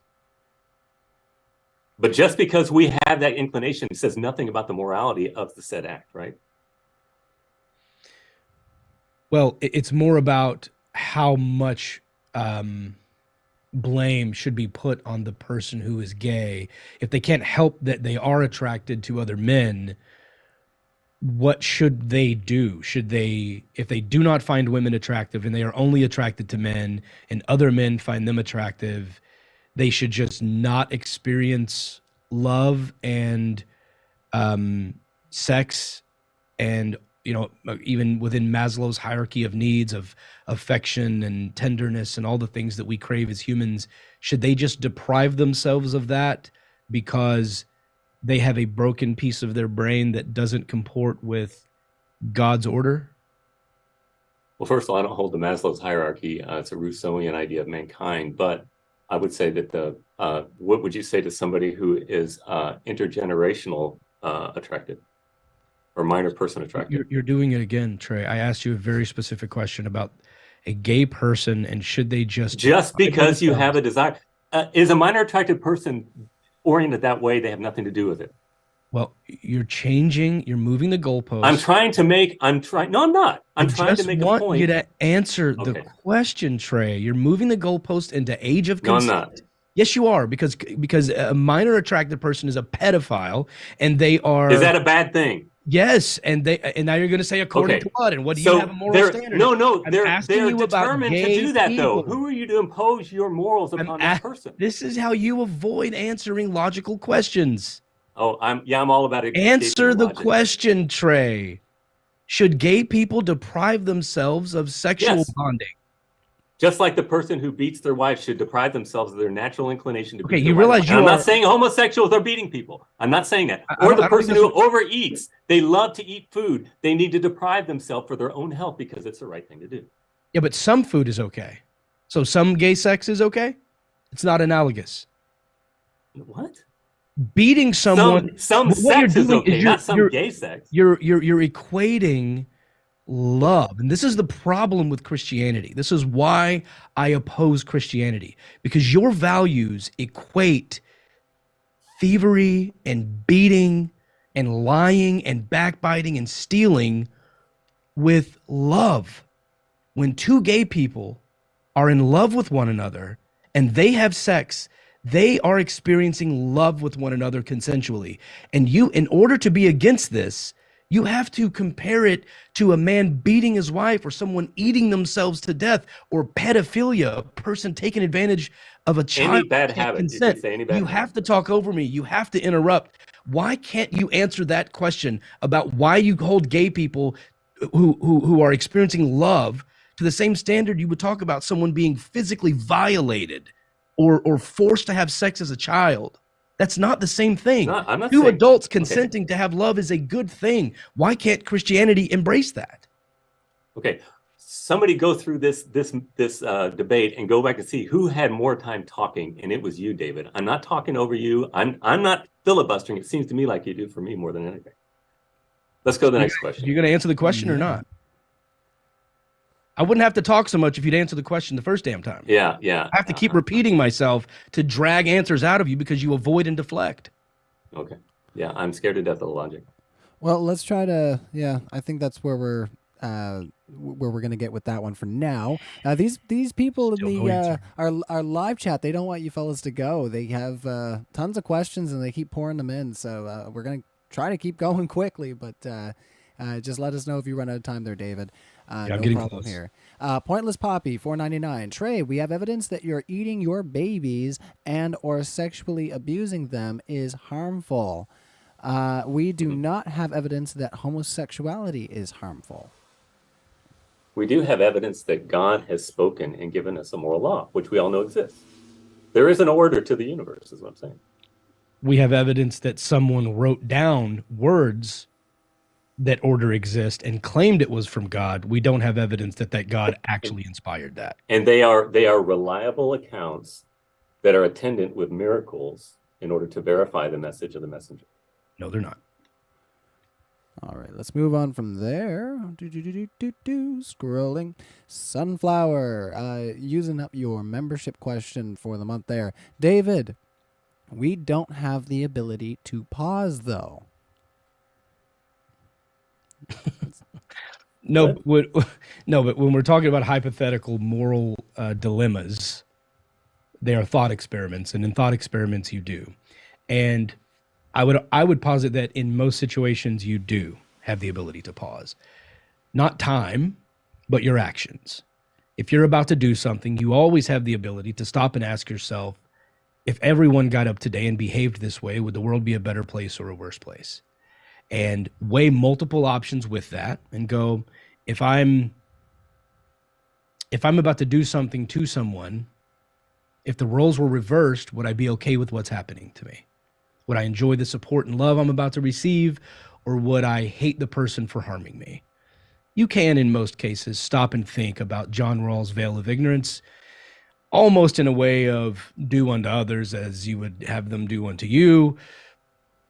Or as someone once said, the platinum rule, do unto others as they would have you do to them, considering that person's thoughts, feelings, and emotions rather than projecting your thoughts, feelings, and emotions upon to them. So I think in most cases, we do have the ability to take a break and see if what we're doing is the moral thing. Excuse me.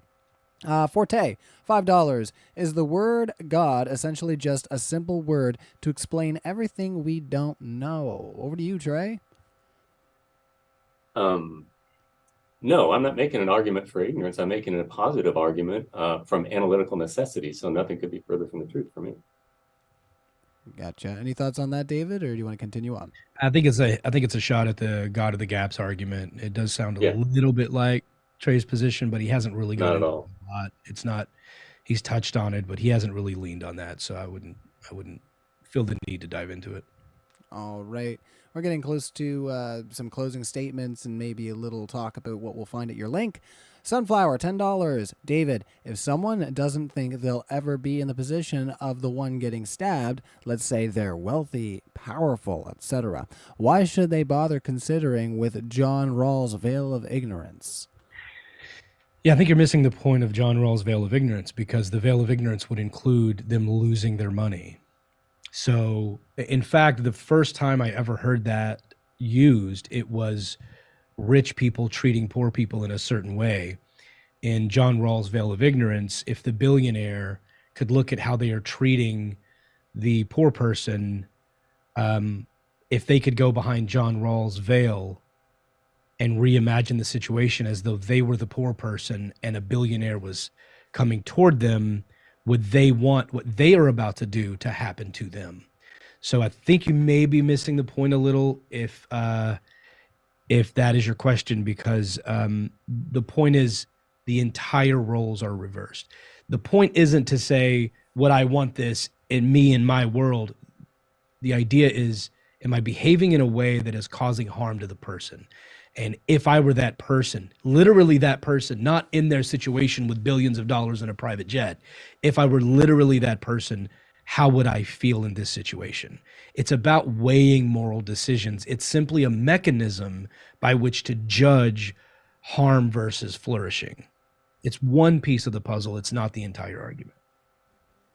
All righty. Any thoughts on that, Trey? Like 15 to 30 seconds on that? I spaced off. No, I don't. All right, cool. All right. I was going to say, it's mainly towards David. So, John, $5. Let's try to be quick here. And then I'll put on the old tune that I had on at the beginning there. I've been trying to put on all our new tunes that me and my good friend Josh had played before he left. It's a live take. I don't know if it's even that great, because I just found the beginning, found the end, volume tapered it, and off we go. So, I don't know. Maybe my voice cracks. Maybe my guitar is out of tune. I don't know. We'll find out. John, $5. Trey, when Mary was impregnated by God, did it happen with her volition? What is the moral value of that versus rape? Should have said R word for the YouTubes, but yes, it's already come out. Well, did Mary consider herself to be violated? We don't know. Well, obviously she wasn't. She was delighted to be able to have that. Look at her Magnificat, her prayer that she made. Did Mary write that down, or are you believing what a man wrote about a woman's account? I'm reading about what her account was accurately recorded by. How do you the know it was witnesses. accurately recorded? It was recorded by a man. We went through this, that the book of Luke is considered to be, he's considered to be the greatest historian of antiquity. Doesn't mean he was right about everything. Well, it does mean that he's a reliable witness for what happened. That doesn't mean he was right about reliable witnesses can Okay, be wrong whatever. about certain things. And I think Okay. you taking a man's account of a woman being violated is part of No, it's her prayer. is She was part- alive. That's what we're told according to what a man wrote down. Whatever. Next question. Yeah, whatever. A man wrote this stuff down and you're believing it as fact. You don't know. He could have been lying. And what's the difference? Do you believe Pliny's work? Do you believe Herodotus? Do you believe anything in antiquity? It's all false. We can't trust anything from antiquity. It's a straw man. Luke is the best. Well, no, it's just silly. You're just making excuses, my friend. No. Look, when you talk about history, the things in actual history are things that are not that are still based on Earth and within the physical world, and then you want to pretend as though that a virgin being impregnated by a god and then giving birth is totally fine. It's the exact same. That claim is so much further far-fetched than anything else in history that it would require so many more mountains of evidence to prove it. So it's not the same. I agree with that. Hey, a historian wrote it down and he was No, reliable, so whatever he wrote down is fine. I grant that, but can you give Luke the benefit of the same of any other historian if he has been verified through archaeology to be a very faithful and honest witness? No. Okay, next question. Because he says things that are physically impossible. How do you know that? Because of the testable, observable world and physics. Luke makes claims that we know are impossible for science. That's why they're called miracles. It's impossible. Special pleading. That's a special pleading fallacy, and you know it. No, it's not. That's exactly what it means. All right. Well, excuse me there. I had a hardcore sneeze, and I had to take a second there. Sunflower, $5. David, nihilists aren't kind to poor people. I'm sorry to break it to you. They don't care. Ooh. I don't know that that's true. I don't know. Again, that's a very broad claim. Nihilists don't exist. Because if they really believed what they believe, they wouldn't eat. Okay. I mean, okay. Consistent nihilists. I would say people may call themselves that. I would say to Sunflower, it seems as though you have a misunderstanding of various aspects of my worldview. And I really would love for you to go to my website and click Be a Guest. davidcsmalley.com, click Be a Guest. Come on my podcast, ask me all the questions you want. I'll be happy to explain my worldview and accept your challenges. I'll be in the hot seat. You ask the questions. I'll explain my worldview, and I'll have more time to do so. But I think you have a fundamental understanding of where I'm coming from. Alrighty. Well, let's have 1 minute here to have closing statements and let everybody know what they'll find when they click on your link in the description. So starting with you, David. davidcsmalley.com is my website. I am a comedian. I wasn't very funny today, but I am a touring stand-up comedian. I'm an actor. I've been in a Nickelodeon TV show. There's clips of that. I've just filmed a movie. It should be out in the next few months, I'm hoping. And the biggest thing you can do is text me. It's actually a sign up for my text, and I can respond to you and update you on what's going on. And that phone number is 424-306-0798.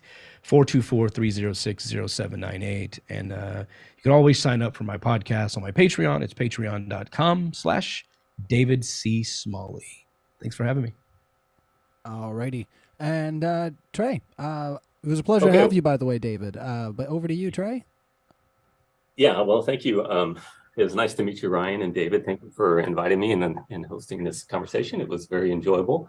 I think that in my case, I made a case for the Christian God, beginning with existence. and necessary being necessary for contingent being, which we are, and also for moral code. I received no rebuttals whatsoever, lots of obfuscation, and did not feel like there was even a challenge to my argument. But I'm grateful. Sorry, was this our closing statement, or were we supposed to talk about our socials? It was a closing statement. We have. I thought he said let people know what to find out in your links. I didn't know this was our. Oh, that too. Oh, sorry. I mean, if you wanted a moment to do some closing as well. I'm sorry, David, but yes. Okay. I didn't hear that. Sorry, that's okay. So Trey, you can wrap up. Sorry. So I don't have any. I mean, I've got my YouTube channels on there. I make teeth for a living, so there's nothing special about me. Don't have a podcast or anything like that. I'm just a regular Joe. But thank you for this opportunity. It was very nice to meet both of you, and I'm grateful for the audience here to give us your attention. So thank you very much.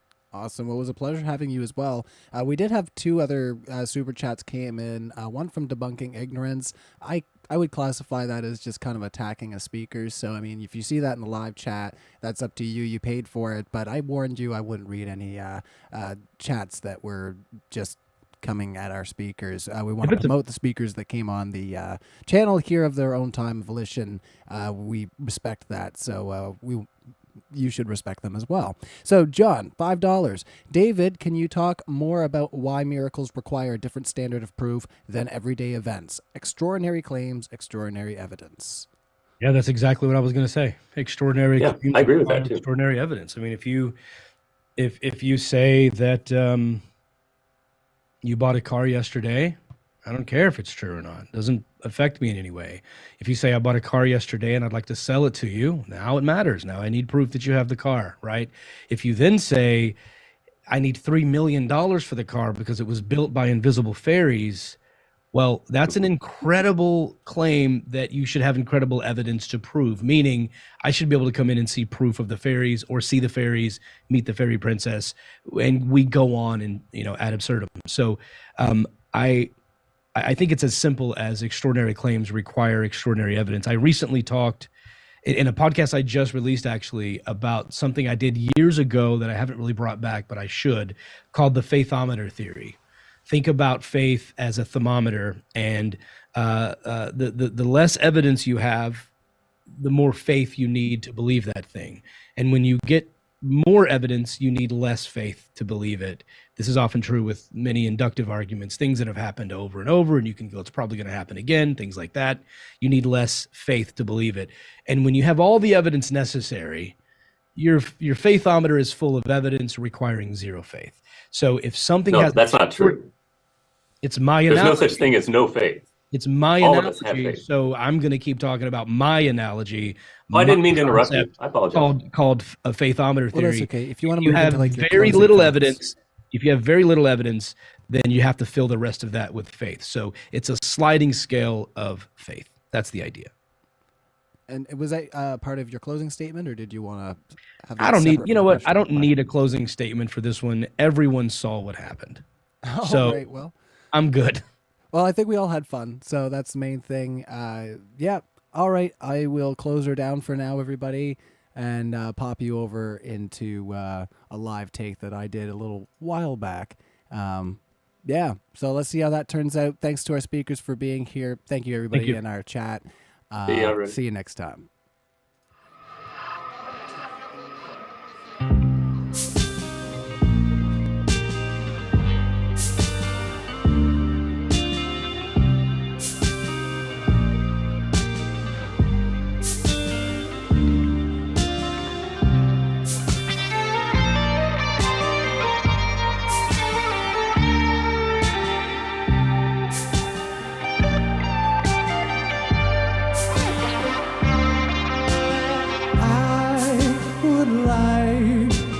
Chance to explain all of the science that is in my brain. It's a simple miscommunication, but it's one so foul I couldn't even begin to let you know how I have seen. Yeah, it's a great that you know I'll never let you go.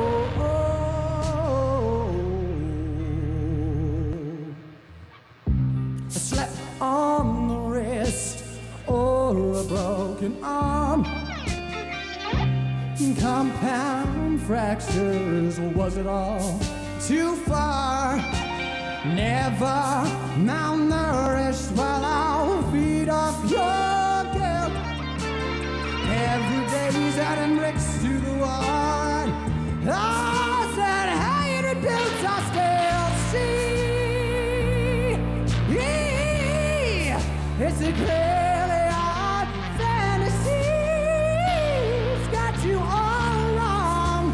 Fight for your sing song. Oh, I'm tired of searching so long. Not looking for you. I'm tired, so tired. I'm trying and I'm tired of all that you do.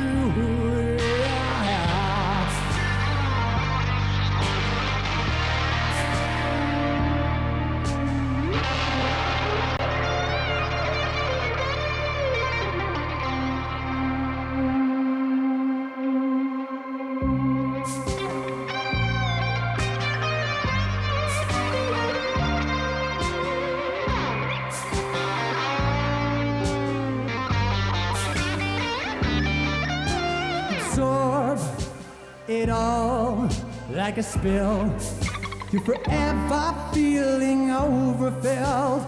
Tired of sitting here all on broken mind, broken bone. It's a symbol of communication, but it's one.